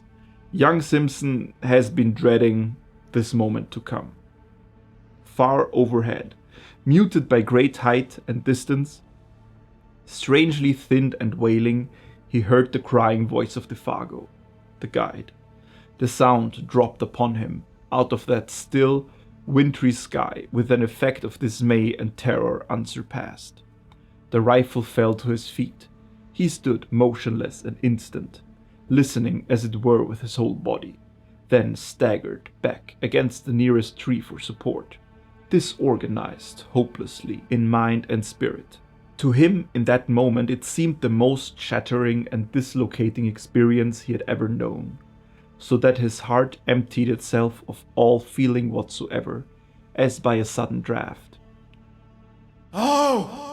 Oh, this fiery height! Oh, my feet of fire! My burning feet of fire! Ran in far beseeching accents of indescribable appeal, this voice of anguish down the sky. Once it called, then silence, through all the listening wilderness of trees. Here we have it again. The Wendigo is elusive to the traditional use of the human senses. Simpson has to somehow use his whole body to even get an idea of what's going on. It's not like, oh, I have to listen to catch the Wendigo or I have to smell or whatever. He weirdly has to tune his whole body to get a... Yeah, that's the cosmic horror. It's the indescribable, but it's kind of like you have to use your whole body to catch the vibrations in whatever sphere of this thing. That is the best way to describe it, I guess. Yes. He has to reorient his whole being in these surroundings, interpret everything in a whole new way. And it leaves him shaken. He even drops his rifle at that moment. Barely conscious, Simpson speeds over roots and boulders in a frenzy to find the source of the voice.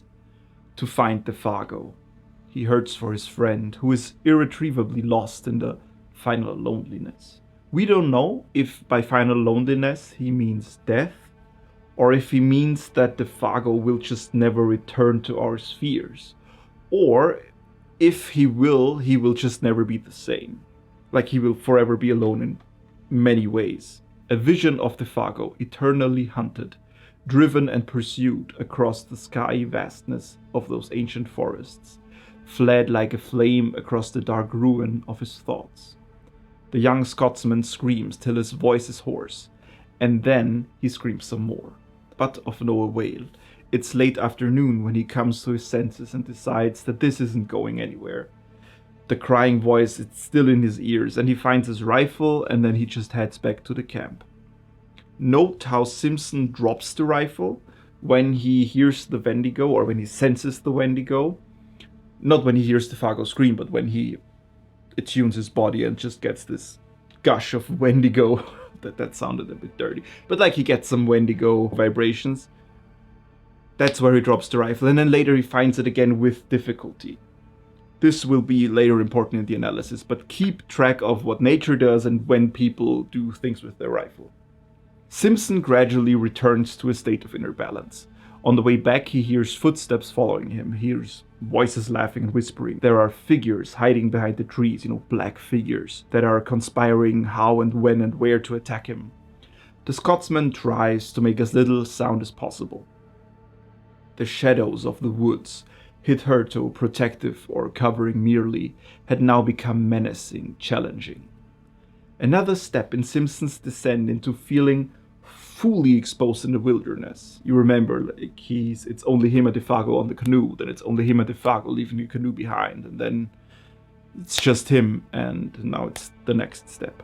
Sleep being out of the question, he sits up all night by the fire, rifle in his hand, and as soon as the sun comes up, he leaves a note by the campsite.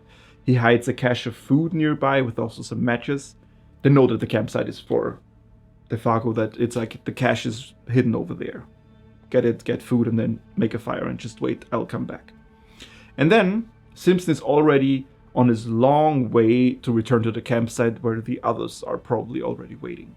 How Simpson found his way alone by the lake and forest might well make a story in itself.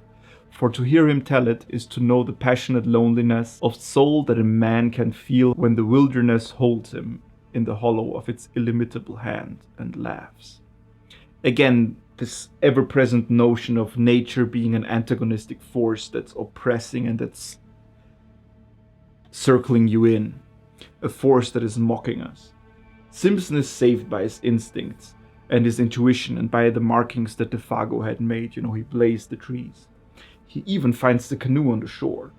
With the help of his compass, the young student takes route through the middle of the lake in order to save time. It was close upon midnight all the same, when his canoe grated on the sandy cove, and Hank, Punk, and his uncle, disturbed in their sleep by his cries, ran quickly down and helped a very exhausted and broken specimen of Scotch humanity over the rocks toward a dying fire. Oh my god, he's back. Now we only need to find the Fargo and then everybody's happy and safe, right? That is the course of the story. That everybody gets home safe and they also get some elk meat and some trophies. And the buddies hang out and are friends, roommates even. Right? That's where this all is going. Chapter 6. The sudden entrance of his prosaic uncle into Simpson's world of wizardry and horror that had haunted him without interruption now for 2 days and 2 nights has the immediate effect of giving to the affair an entirely new aspect. The sound of that crisp, "Hulua, my boy, and what's up now?" Okay. "Hulua, my boy, and what's up now?" And the grasp of that dry and vigorous hand introduced another standard of judgment. A revulsion of feeling washed through him. He realized that he had let himself go rather badly. He even felt vaguely ashamed of himself. The native hard-headedness of his race reclaimed him. This is so fucking hilarious. I know that Cathcart doesn't know what happened, or even that anything out of the ordinary happened, but just imagine coming out of 2 days and nights of a terror hike where you lost your friend to a forest spirit from the 5th dimension, and your uncle is just shaking your hand and asks you, "Hulua, my boy, and what's up now?" We also get this jab at Simpson's Scottish heritage again. This isn't pure racism. It is racial and a bit racist, but Blackwood used it to get a point across. It's not just for the sake of racial. Simpson tells his uncle, Cathcart, and Hank what they need to know. The plan is to take care of Simpson, food, sleep, the like, and then just move out and rescue the Fargo. Cathcart gives his nephew even a bit of morphine, and the young man just sleeps dead for the next 6 hours. Here we have again sleep as an escape from the haunting reality, and this time it even has to be induced by a drug. Terror from being too close to pure nature is combated by civilization, in the form of logic and drogas. Love it. "Hulua, my boy, and what's up now? Oh, you've seen some spooky ghosts? Let's get you high, my dear." Yeah, it's funny, but it's also one of the elements in the story, right? We let you sleep, and we always have this nature versus civilization. And since Simpson is intoxicated, or poisoned, or possessed, or attacked, or invaded by nature, medicine, but not nature medicine, but morphine is injected, is not eaten, but injected, that there's a whole, there's medical instruments and things like that. We'll get to that later, but bear in mind that stuff. Now, Simpson, he really wants to stay on the ground, and also he doesn't have the courage to tell everything that he's experienced. Remember, Cathcart is a doctor of psychology, a very skeptic one at that. So Hank and Cathcart get to hear only a very toned-down version of what happened. The Fargo had an inexplicable attack of mania, and had run off into the bushes where he will die if they don't rescue him at once. The next day, they are off at 7 in the morning. Punk is left behind with food and fire to be kept always ready. Now Cathcart, he almost cross-examines his nephew, and he finds out a good deal more of what happened. Remember, he's a psychologist. He gets in there. By the time they get ashore on the other side of the lake, the Wendigo is actually being mentioned. Cathcart hears about the odor and its effect, how the Fargo cried in his sleep. On the way from ashore to the camp at 50 Island Waters, Simpson has admitted almost the whole story. It's really difficult, especially in the presence of his very critical uncle, to know what to say and what to leave out. It seemed a question nicely balanced between individual pride and honesty, what he should reveal and what suppress. He mentioned the fiery tinge in the snow, for instance, yet shrank from telling that body and bed had been partly dragged out of the tent. Dr. Cathcart, the doctor of psychology that he is, he does his spiel. He points out where and what exactly happened in Simpson's mind so that these delusions came about. He still praises his nephew for his decisions and actions, but he's still a bit of an asset about it, to be honest. Like many another materialist that is, he lied cleverly on the basis of insufficient knowledge, because the knowledge supplied seemed to his own particular intelligence inadmissible. This is so juicy. Cosmic horror lives from not just the horror, but seeing how people react to it.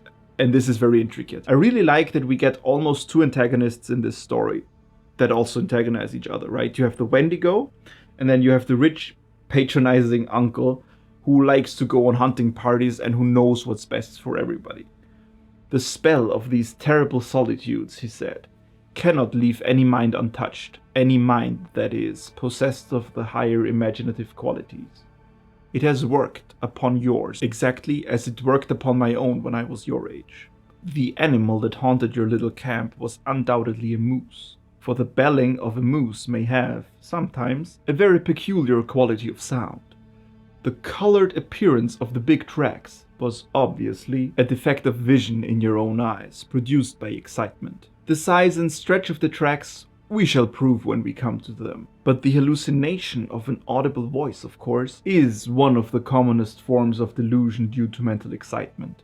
An excitement, my dear boy, perfectly excusable, and let me add, wonderfully controlled by you under the circumstances. For the rest, I am bound to say you have acted with a splendid courage, for the terror of feeling oneself lost in the wilderness is nothing short of awful.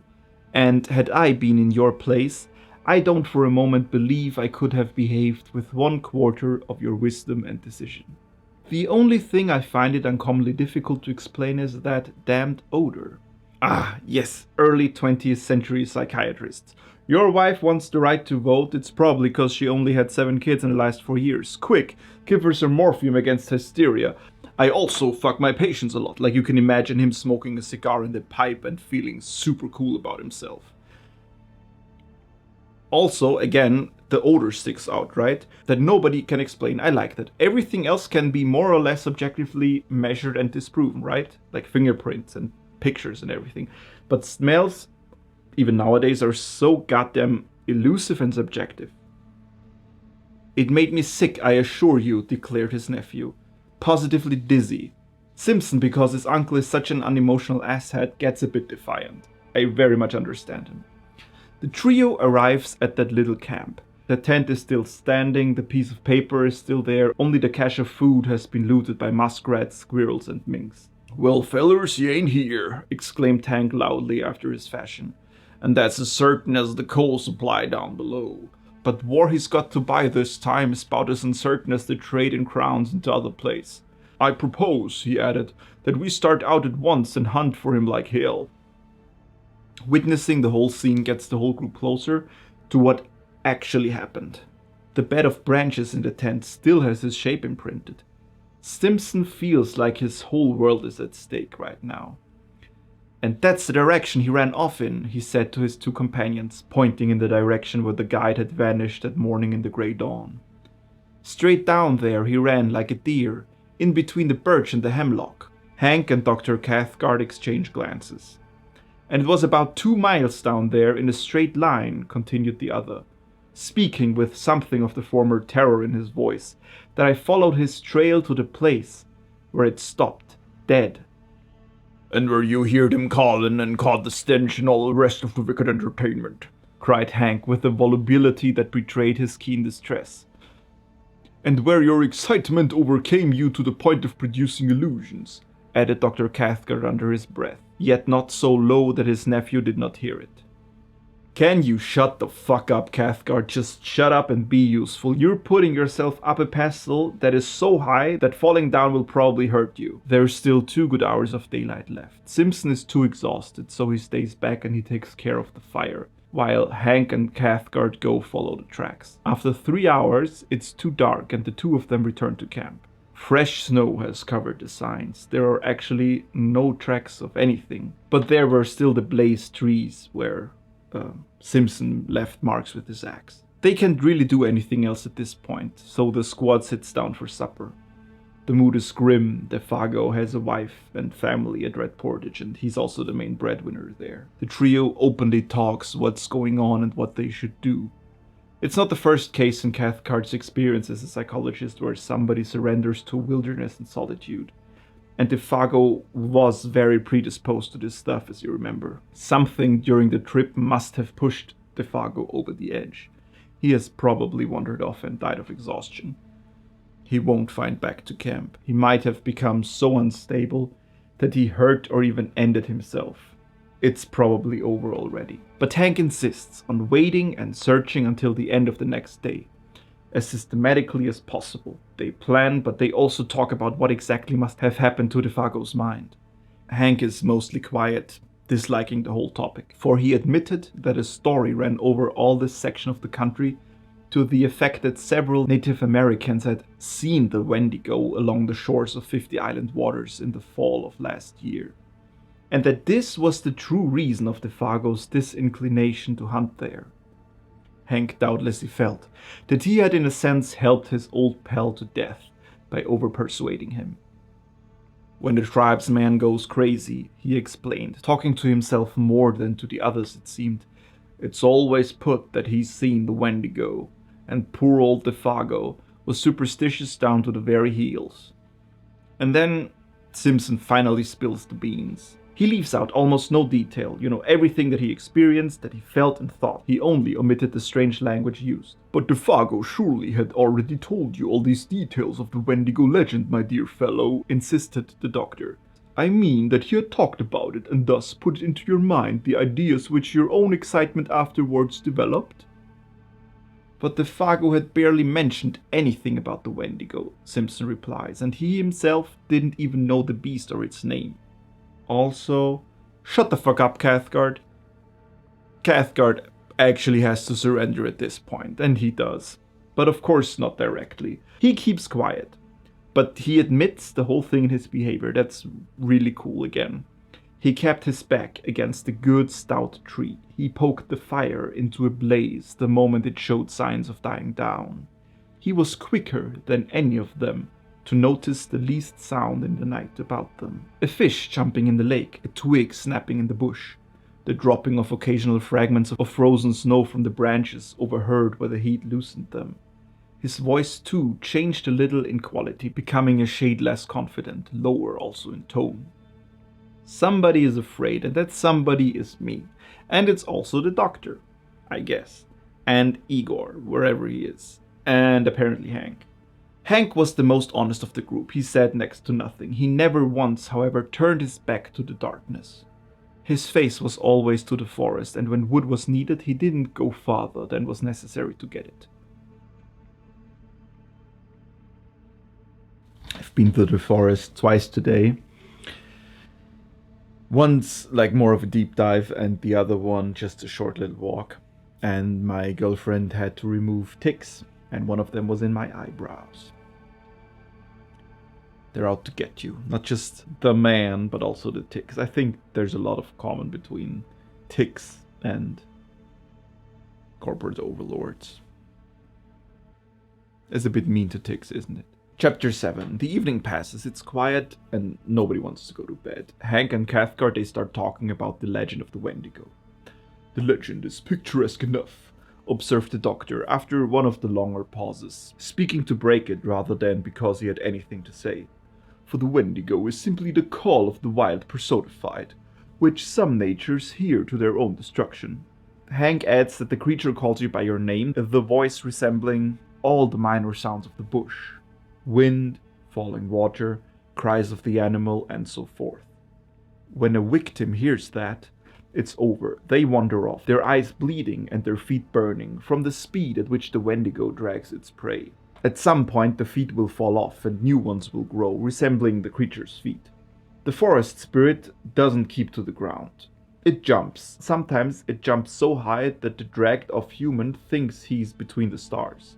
And then the Wendigo drops its partner, like a fish hawk will drop a pickerel to kill it before eaten, and its food of all the muck in the whole bush is moss. Hank tries to have a chuckle about this, but it's a short, unnatural laugh. It's a bit of a thing here that the Wendigo eats moss, although it's a beast that's so high and low at the same time. It's so connected to nature that it can eat moss. That is There's a lot going on, we'll talk about it later. Young Simpson starts to understand why the doctor and the guide share this talk. At first, he thinks that it's banter or that they're actually discussing what the Wendigo does, but then he realizes that they're just talking because they're afraid of the silence. So they just talk and hope to keep up the terrors at bay until the sun comes up, so that they don't have to reflect that their thoughts and fears are coming up and maybe even take over. Simpson sees himself as immune, but these two, the scoffing analytical doctor and the honest, dogged backwoodsman, each sat trembling in the depths of his being. The three of them sit and talk quietly, waiting for time to pass. At one point, Hank just stands up and he releases his inner tension by just shouting into the woods. "That's for the Fargo," he said, looking down at the other two with a queer, defiant laugh. "For it's my belief," the sandwich oaths may be omitted, "that my old partner's not far from us at this very minute." Cathcart is so stunned by the scream and by the whole behavior that he loses his pipe, like the pipe falls down. He and Simpson, they stand up and they face Hank. That was a very stupid move that they can't risk to attract attention by just being loud in nature. But before the group can start to fight, or at least discuss what he did, something moves past them, overhead in the sky at a terrific speed. Something that is very large. And a very human voice shouts from above. Oh, this fiery height! Oh, my feet of fire! My burning feet of fire! Cathcart is trembling. He's white as a sheet now, and Simpson, able to contain himself, calmly states, "That's exactly the cry I heard, the very words that he used." Then, lifting his face to the sky, he cried aloud, The Fargo, come down here to us, come down!" And before there was time for anybody to take definite action, one way or the other, there came the sound of something dropping heavily between the trees, striking the branches on the way down and landing with a dreadful thud upon the frozen earth below. The crash and thunder of it was really terrific. Hank starts crying and laughing. "That's him, so help me the good God! And he's coming! Heavy crunching footsteps approach the circle of light. Chapter 8. Now, in order to fully enjoy and embrace and dive into what's coming up, don't imagine yourself in a spooky situation. That's never how you get anywhere. That's not how you get empathy with somebody. If you read in a newspaper that a couple was walking on the street and the woman got hit by a truck, don't just think of a random woman. Think of you and then your girlfriend in that situation. That's way more how it gets it. So we're gonna try to find something here that makes it work for you, who's probably sitting at home or doing the dishes or doing laundry or painting, doing something creative, doing homework, whatever you're doing when you're watching these essays. Let's find something for you. Do yourself a favor here. Imagine that you're alone in your bed at night. Think about getting up to go to the bathroom. You do your business there, and then as you walk back, you hear a noise from your bedroom that you left a couple of minutes ago. And it's a noise that is way too loud and constant for anything that might have fallen over in your bedroom by chance. Now you stand there in the middle of the hallway. Your ears are doing that thing where it feels like they move, like they adjust and try to find what's happening. You become hyper aware of everything. Is there a quiet whisper in the house? Did something just move behind you? You can hear the blood rush in your ears and feel your heartbeat. That is the atmosphere that we're talking about. That is happening at the camp with the three of them. The darkness brings forth the figure. It drew forward into the zone of uncertain light where fire and shadows mingled, not 10 feet away, then halted, staring at them fixedly. The same instant it started forward again, with a spasmodic motion, as of a thing moved by wires and coming up closer to them. Full into the glare of the fire, they perceived then that it was a man, and apparently that this man was Defago. The trio is completely horrified. Defago, with faltering steps, approaches Simpson first up close. "Here I am, Boss Simpson. I heard someone calling me. It was a faint, dried-up voice, made wheezy and breathless as by immense exertion. I'm having a regular hellfire kind of trip, I am. And he laughed, thrusting his head forward into the other's face. Hank immediately jumps up and starts throwing oaths at the Fargo. It takes a while for Simpson to realize that they are welcoming words. The Scot himself just stands still, not able to process what's happening around him. For the eyes of that detestable and blasted visage peering at such close quarters into his own utterly bewildered his senses at first. It's dreamlike, like they're behind glass. There's only Hank's tirade and some very calmly words about food and shelter from Cathcart. And then there's the smell, again, over the whole camp. An intense attack on the nostrils, vile yet sweetly bewildering. "It is you, isn't it, Defago?" he asked under his breath, horror breaking his speech. Cathcart, holding a handkerchief to his nose, almost talks over him. Of course it is, only can't you see? He's nearly dead with exhaustion, cold, and terror. Isn't that enough to change a man beyond all recognition?" It was said in order to convince himself as much as to convince anybody else. Defago, or whatever the fuck just crawled into the camp, sits huddled down by the fire. They give him hot whiskey, he eats, he's wrapped into blankets. Nothing really can describe that ghastly caricature, that parody, masquerading there in the firelight as Defago. From the ruins of the dark and awful memories he still retains, Simpson declares that the face was more animal than human, the features drawn about into wrong proportions, the skin loose and hanging, as though he had been subjected to extraordinary pressures and tensions. Long after, Cathcart will assert that this is just what a face and body look like after they've been exposed to a vacuum, the entire structure flattened to fly asunder and become incoherent. Hank, he walks a couple of steps back. He shields his eyes from the fire and takes a good look at Defago. You ain't Defago at all. I don't give a damn, but that ain't you, my old pal of 20 years. He glared upon the huddled figure as though he would destroy him with his eyes. And if it is, I'll swab the floor of hell with a water cut and wool and a toothpicks. Help me the good God, he added with a violent fling of horror and disgust. It's impossible to stop Hank. He just keeps on shouting and repeating the same message in different words. From time to time his hand jerks towards his long hunting knife, giving Simpson the impression that he will throw himself at the intruder.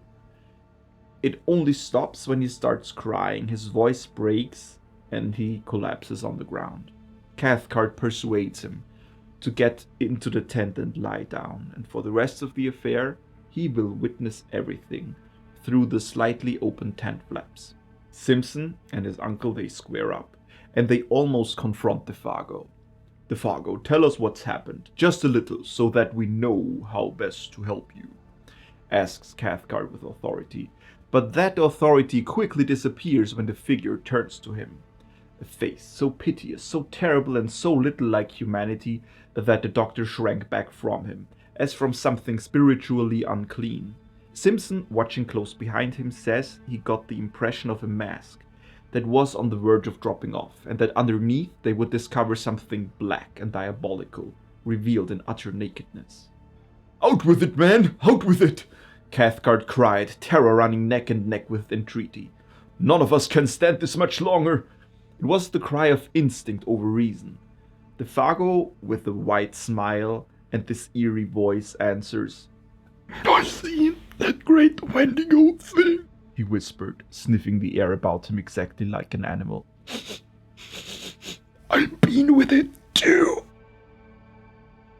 Hank disrupts the whole conversation as he yells at the top of his voice, "His feet, oh God, his feet! Look at his great changed feet!"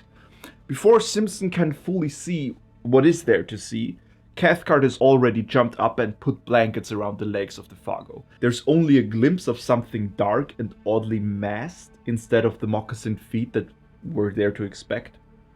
Defago stands up, balancing with pain and difficulty, and upon his shapeless and twisted visage an expression so dark and so malicious that it was, in the true sense, monstrous. "Now you've seen it too," he wheezed. "You've seen my fiery, burning feet. And now, that is, unless you can save me and prevent, it's about time for..."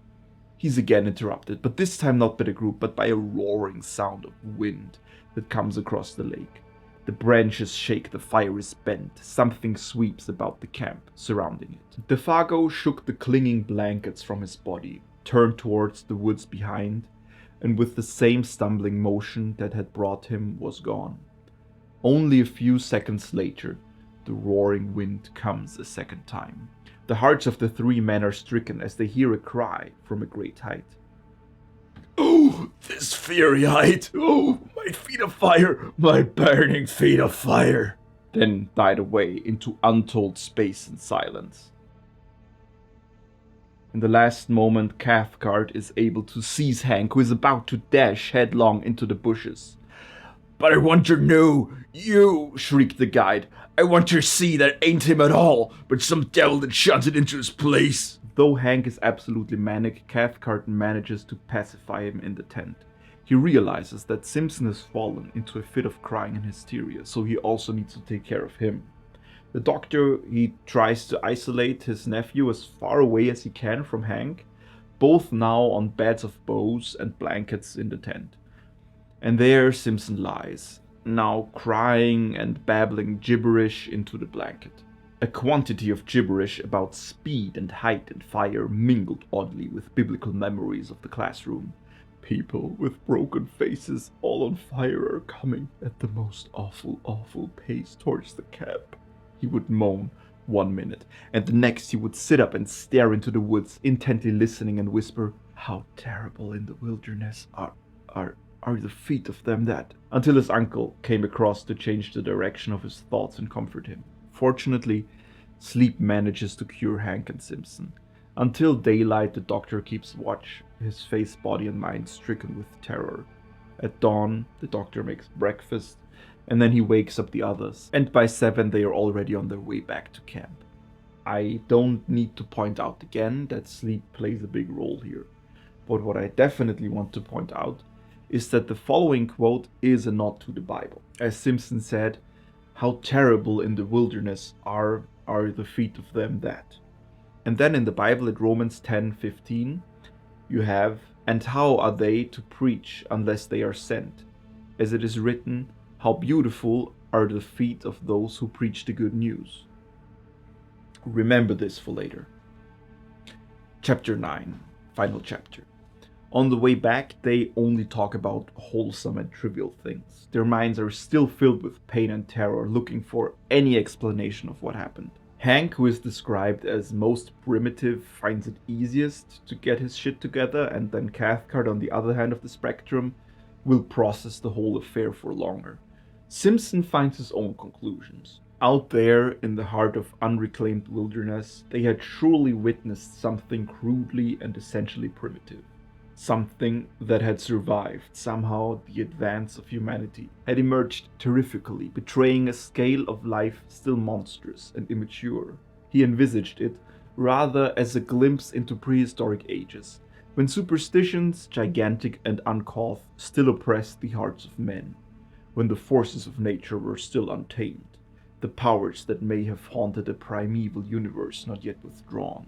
To this day he thinks of what he termed years later in a sermon, savage and formidable potencies lurking behind the souls of men, not evil perhaps in themselves, yet instinctively hostile to humanity as it exists. He and his uncle will never discuss this again, for they are too different when it comes to such matters. Only years later, Simpson once approaches his uncle. "Can't you even tell me what they were like?" he asked, and the reply, though conceived in wisdom, was not encouraging. "It is far better you should not try to know or to find out." "Well, that odor," persisted the nephew. "What do you make of that?" "Odors," he replied, "are not so easy as sounds and sights of telepathic communication. I make as much or as little, probably, as you do yourself. And that's it. That's all they ever gonna talk about, the whole event. As the group comes back to camp, there's no fire. Punk's gone. They're too exhausted to care at this moment, but the affair is not completely over yet. Hank startles the others with a loud cry of affection. He kneels down beside and embraces something next to the extinguished fire. They felt in their very bones that this something would prove to be Defago. The true Defago had returned. And it is Defago, his weak, emaciated body trying to make fire. But there is no mind to direct the simple operation. Everything in there is gone, all his memories. The face is completely expressionless. He doesn't know who embraces him, who feeds him, speaks to him words of comfort and relief. Forlorn and broken, beyond all reach of human aid, the little man did meekly as he was bidden. The something that had constituted him individual had vanished forever. It's more moving to the trio than anything they have experienced thus far. He smiles idiotically and pulls wads of moss from his cheeks. Tells them that he is a moss eater. He vomits out even the simplest food that they give him, and in a childish and piteous voice he complains that his feet are burning like fire. Cathcart examines him, and the guide's feet are completely frozen. The eyes have recently bled as well. His story remains unknown. How he had traveled from one camp to the other, especially when you consider that he didn't have a canoe, so he would have to walk around the whole lake and be faster than the trio. How he survived everything. But Defago, he only lingers around for a few weeks, and then he passes, bereft of mind, memory, and soul. At the end, we get to hear Punk's side of the story as well. It is in the evening. Punk is cleaning fish by the shore, around an hour before the party will later arrive. He sees a shadow approaching, the guide, making his way weakly into camp. In advance of Defago is that horrible and peculiar odor. Punk immediately starts for home. He runs home in 3 days, the terror of his forefathers driving him. He knows what it all means. Defago has seen the Wendigo. Now stay tuned for the analysis part. Thank you for listening.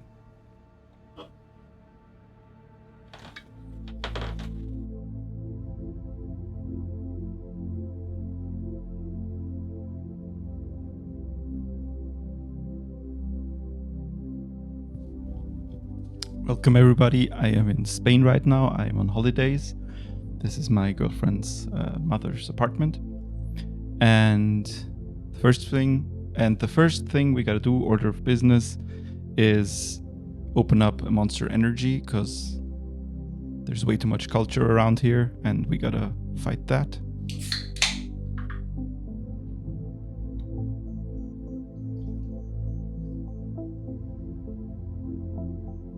This is called Bad Apple, and I've never had it. They don't have it where I live, so I had to buy it for my editor's brother, actually. Milo is the other editor, and he's editing already the next video, which will be about a Lovecraft story. And his brother is a very, very good friend of mine, and he collects the cans, but since the luggage is so full and heavy already, I can't bring the whole can, but I can only bring the empty can, so I will chuck down the monster.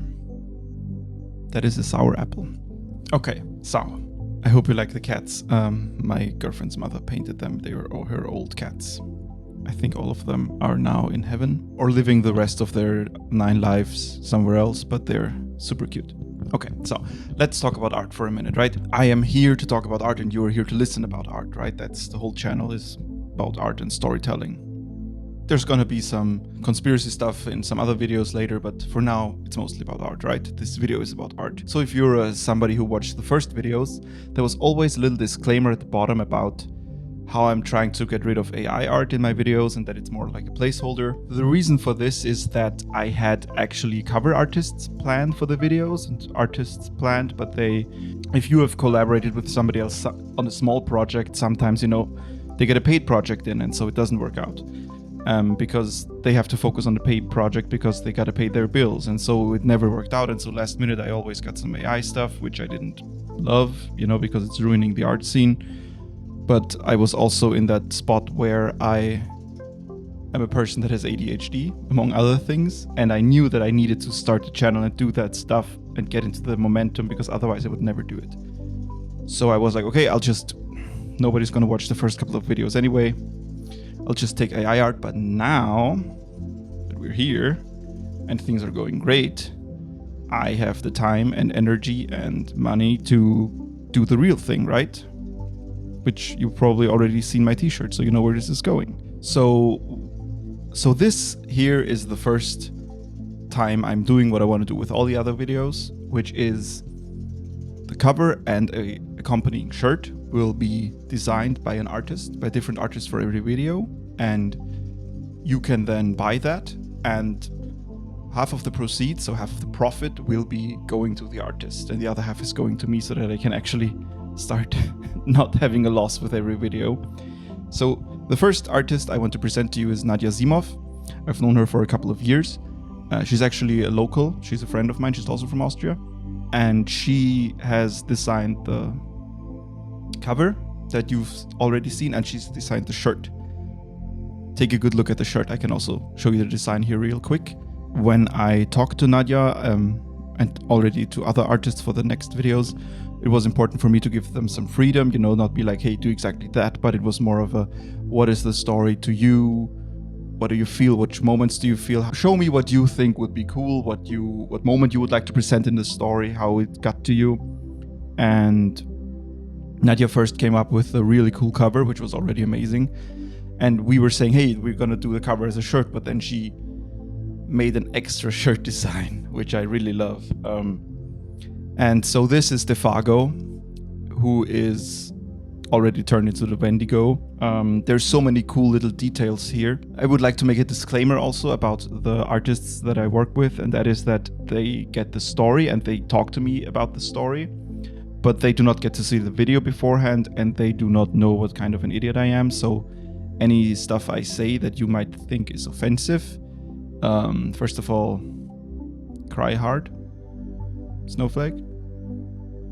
Except, of course, if I said something discriminating, then I'm really sorry for that. But if you're like, oh no, he was mad about the racists, then yeah, I'm glad you're mad about the racists. No wait, I am mad about the racists. You're the racist. God, I need some more monster. If you're mad, be mad at me, not at them. The video has nothing to do with them. They like the art, I like the art. That's where we meet. So with Nadia, you can see her Instagram. You can follow her there. If this inspired you to have your own commissions, you can contact her there. And if you want to work with Nadia, the link is down below. You can just contact her and then you can have a commission if you want to have that. You can also see some cool art here that she's done before, which is the reason why I asked her to be the first video artist.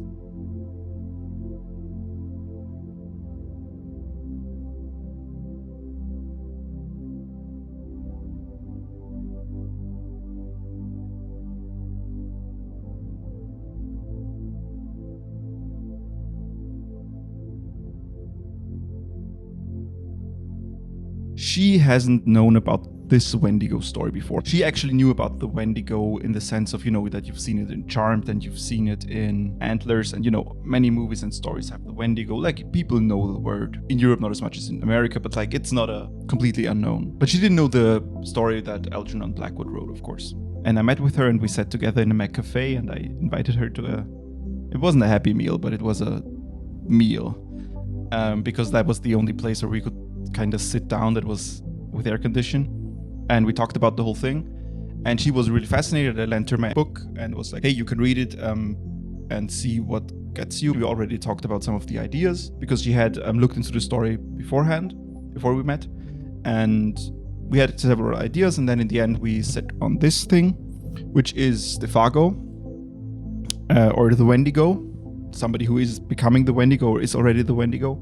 And so, for example, one thing is we want to have antlers, but we do not want to have the Hollywood Wendigo classic design, which looks more like a zombie elk moose thing, which doesn't work with the story even.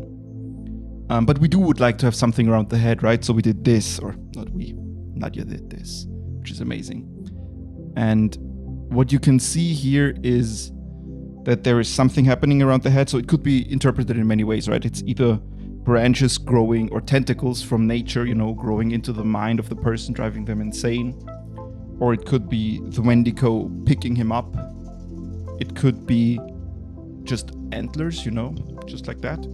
It could be the senses. If you remember, you have to tune your senses, all of your senses, to sense the Wendigo, to know what's actually going on. And then here on the side we have this cool woodcut forest, which I really loved. By the way, this is not the print that you're gonna get if you buy it. This is Spain Express cheap shop print because I needed to show it on camera and to know how it works. I chose the printing company that I chose because it ships more or less worldwide and prints more or less worldwide. It's print on demand, so I don't have to print more than I sell, which would be not good for the environment and my pocket and my money and my bank account. But I also read through many of the reviews, for example, like Redbubble and everything else.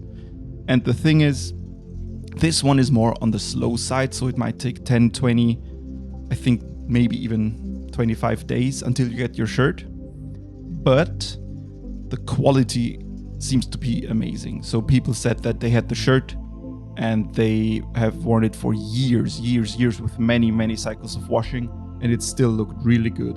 And I do not want my fans to buy something because they want to support me, because they want to support an artist, because they think, oh my god, this looks so cool, I want to go hiking into the forest and have a Wendigo shirt or whatever.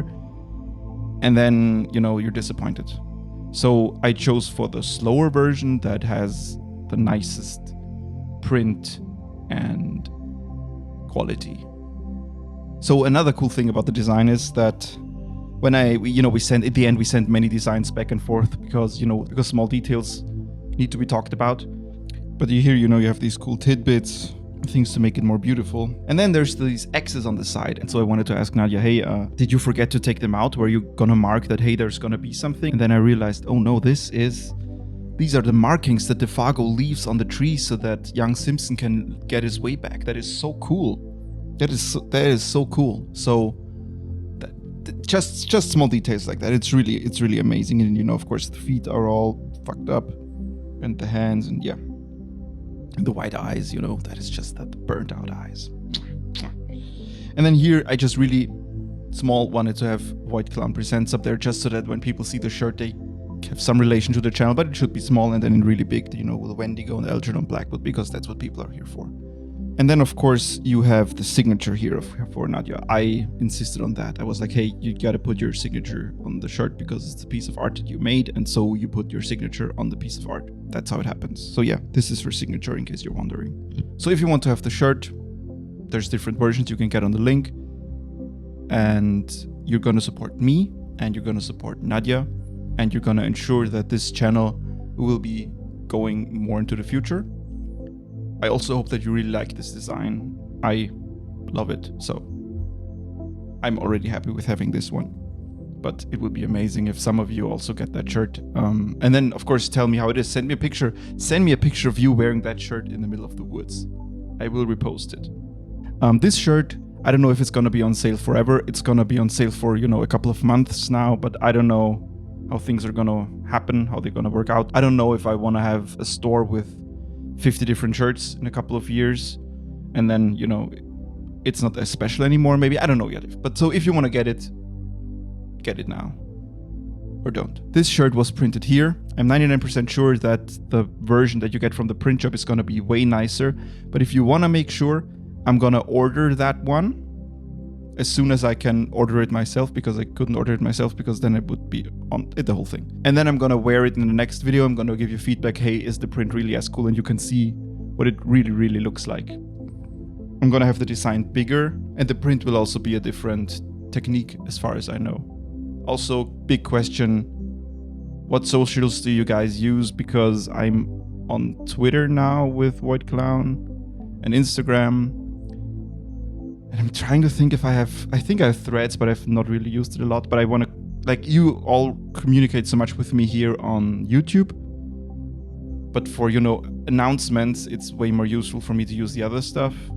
So you can please tell me what you would use. Maybe there's one that I haven't used yet. So again, check out the t-shirt. I think that it is really cool. I think we did something really cool here Big thanks to Nadia. Don't forget to support her and follow her on the socials as well, not just me, if you want to. All the links are down below. Yes, thank you so much, and now back to the video.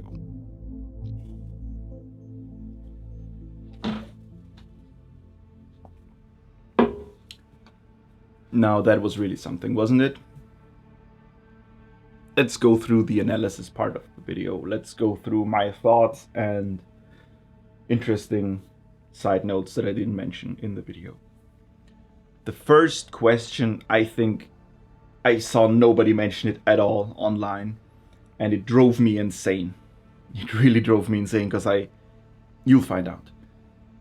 The first thing I want to talk about is, did Defago know?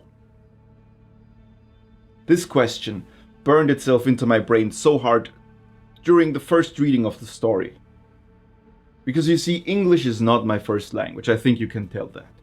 And when I read the first chapter, Hank tells Defago the following. He says, "And you, Defago, take Mr. Simpson along in the small canoe, skip across the lake, portage over into 50 Island water, and take a good squint down that dar southern shore. The moose yarded there like hell last year, and for all we know, they may be doing it again this year just as bad as." You noticed the word portage here? Portage? I had to look it up because I don't know that word. I was like, okay, I know most of the words. What is portage?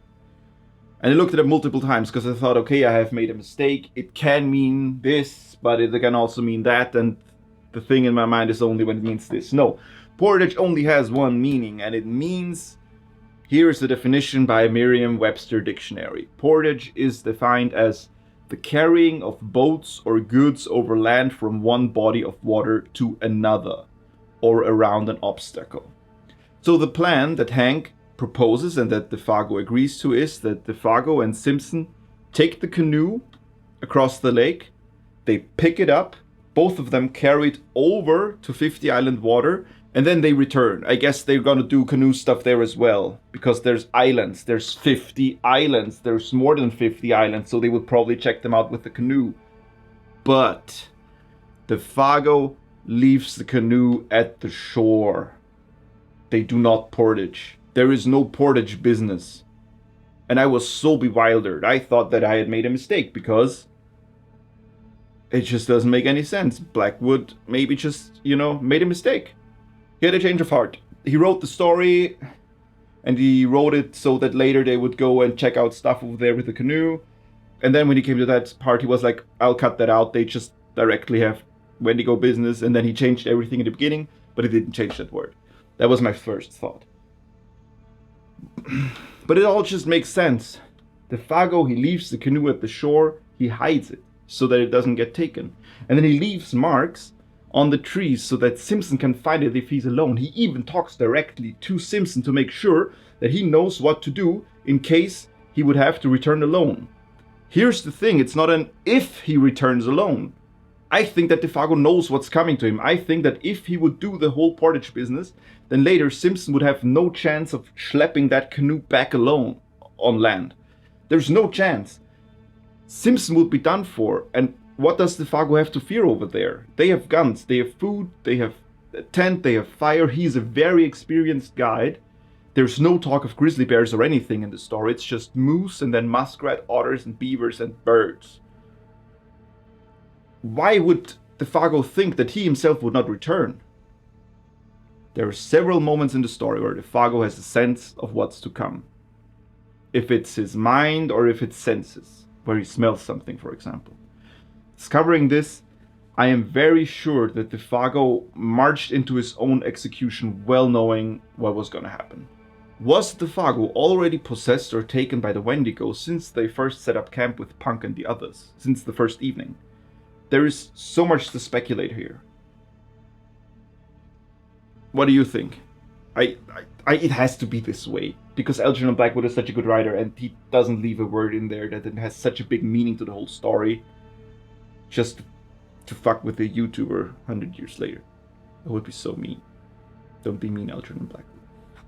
Okay, another thing that we can talk about, of course, is nature and cosmic horror, as you remember from Lovecraft's Dunwich Horror or many other of his stories.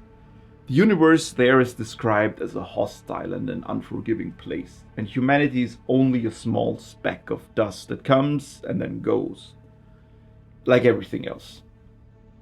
There is a sense of scale that dominates humanity in these stories, and in the Wendigo we get passages like this one.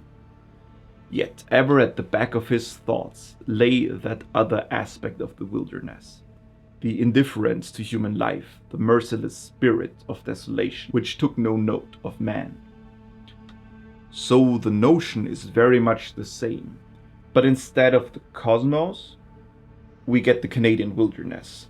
The whole story is a study of human fragility, how little it takes to crush our minds, our souls, and our bodies. There's also the heavy focus on describing nature, which you then later have in the Dunwich Horror. Both of these stories have so much aesthetically intense nature. In the Wendigo it's very beautiful and terrifying because it's so isolated, and in the Dunwich Horror it's very lush and also beautiful, but also disgusting because it feels so wrong. So there's also a few small topics and interesting tidbits that I want to talk about that aren't as big. So let's go through them. Another thing I want to talk about is the rifle, or rifles in general, which I think is a very cool aspect of the story. Rifles are mentioned only 9 times in the whole story. However, they hold a very strong symbolism for humans and their power over themselves. Let me read you all the 9 passages again. Simpson knew the first faint indication of his emotion when he held the new .303 rifle in his hands and looked along its pair of faultless, gleaming barrels. Meanwhile, shouldering the packs between them, each man carrying his own rifle, they followed the slender trail over rocks and fallen trunks and across half-frozen swamps. Taking food, matches and rifle with him and a small axe to blaze the trees against his return journey, he set forth. No guide, much less a guide like Defago, could have acted in so irrational a way, going off even without his rifle. Otherwise, 2 things he presently noticed while forging pluckily ahead must have sent him headlong back to the comparative safety of his tent, instead of only making his hands close more tightly upon the rifle stock while his heart trained for the wee kirk, sent a wordless prayer, winging its way to heaven. The sound dropped upon him, out of that still, wintry sky, with an effect of dismay and terror unsurpassed. The rifle fell to his feet. Even then he went with reluctance, that crying voice still echoing in his ears. With difficulty he found his rifle and the homeward trail. Sleep being absolutely out of the question and traveling an unknown trail in the darkness equally impracticable, he sat up the whole of that night, rifle in hand, before a fire he never, for a single moment, allowed to die down. Thus, all the search party gathered, it would seem, was that Defago had suffered in the night an acute and inexplicable attack of mania, had imagined himself called by someone or something, and had plunged into the bush after it without food or rifle, where he must die a horrible and lingering death by cold and starvation, unless he could be found and rescued in time. The rifle always shows directly how the human that it belongs to is feeling, where he is in relation to his willpower and fear. It's a symbol of civilization, it's an arrow, it's a direction, it's the purpose, it's the essence of... It's so much, but I think you know what I'm talking about, right? There is something going on there with losing your rifle. When you lose everything, just go cray-cray. Let's talk a bit about greed. Wendigos, especially in modern culture, are often associated with greed, as you can guess. There is some greed in the story that you might have not thought about. Hank and Defago are hired as guides for the hunting party, right? Both of them know that some creepy shit is happening up at 50 Island Waters. And not only is that shit creepy, they also know that it is dangerous, but they still follow the plan and they take the others there for hunting. They could tell Cathcart that there is just no luck this year, no luck in the area, they should just return, there's no moose, and then try their luck another time or another place, right?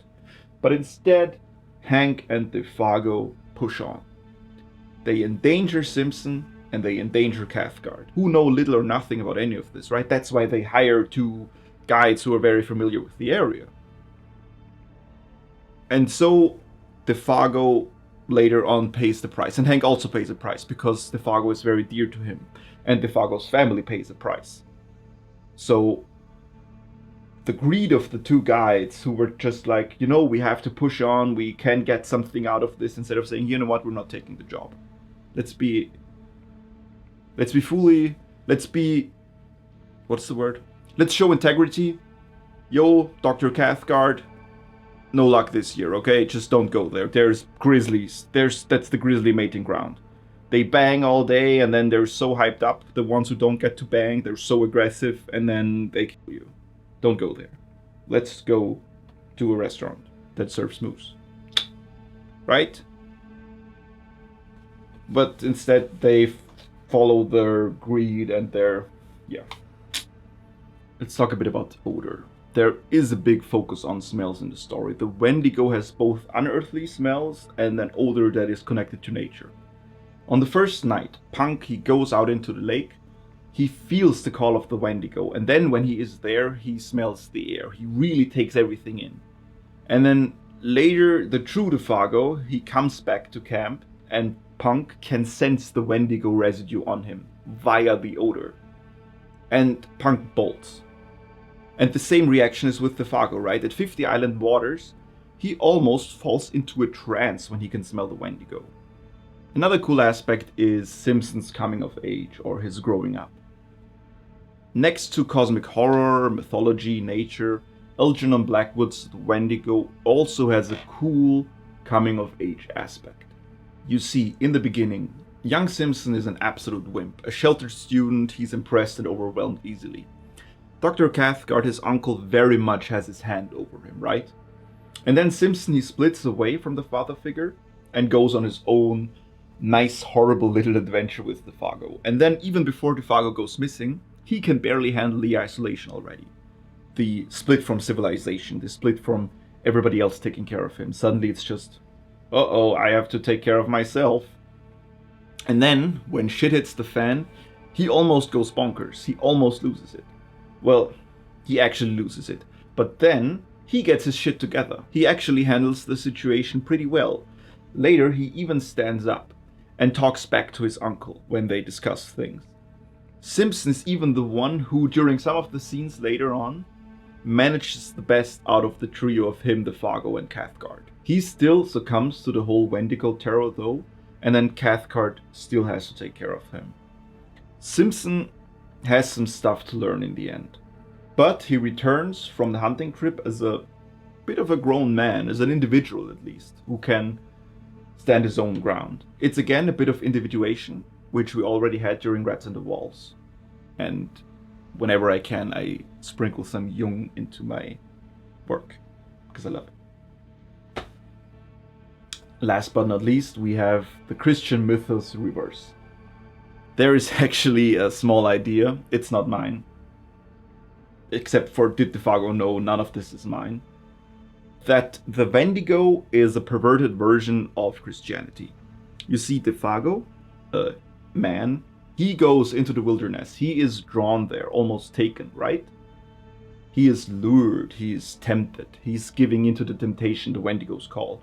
And then he is taken to heaven, quite literally, by the Wendigo. And then he comes back to Earth. And he appears to a small group of his trusted friends and followers. And then he's taken back to heaven. You see what I did there? You see what Algernon Blackwood did there? Now, there are of course other themes and motifs of the Wendigo, like isolation, dream, civilization, mass hallucination. I don't want to open up all of them. I think that I already touched enough of them, especially during the telling of the story, that you get the idea of what's going on there. And I also want to know your thoughts about this. Please let me know what you think about the Wendigo. Did DeFago know? Was he doomed from the beginning? Is it the real Defago that returns to the trio during the night? Or is it the Wendigo wearing a human mask? And also, if you have any wishes about other stories that you want me to do, that you want me to talk about, to analyze, to do a deep dive into, please put it into the comments. So again, check out the t-shirt. I think that it is really cool. I think we did something really cool here. Big thanks to Nadia. Don't forget to support her and follow her on the socials as well, not just me, if you want to. All the links are down below. Thank you so much. I'm gonna get Igor for this small last bit. And you'll see if you truly wish to be. Thank you all so much. Your feedback and comments, they mean the world to me. Goodbye.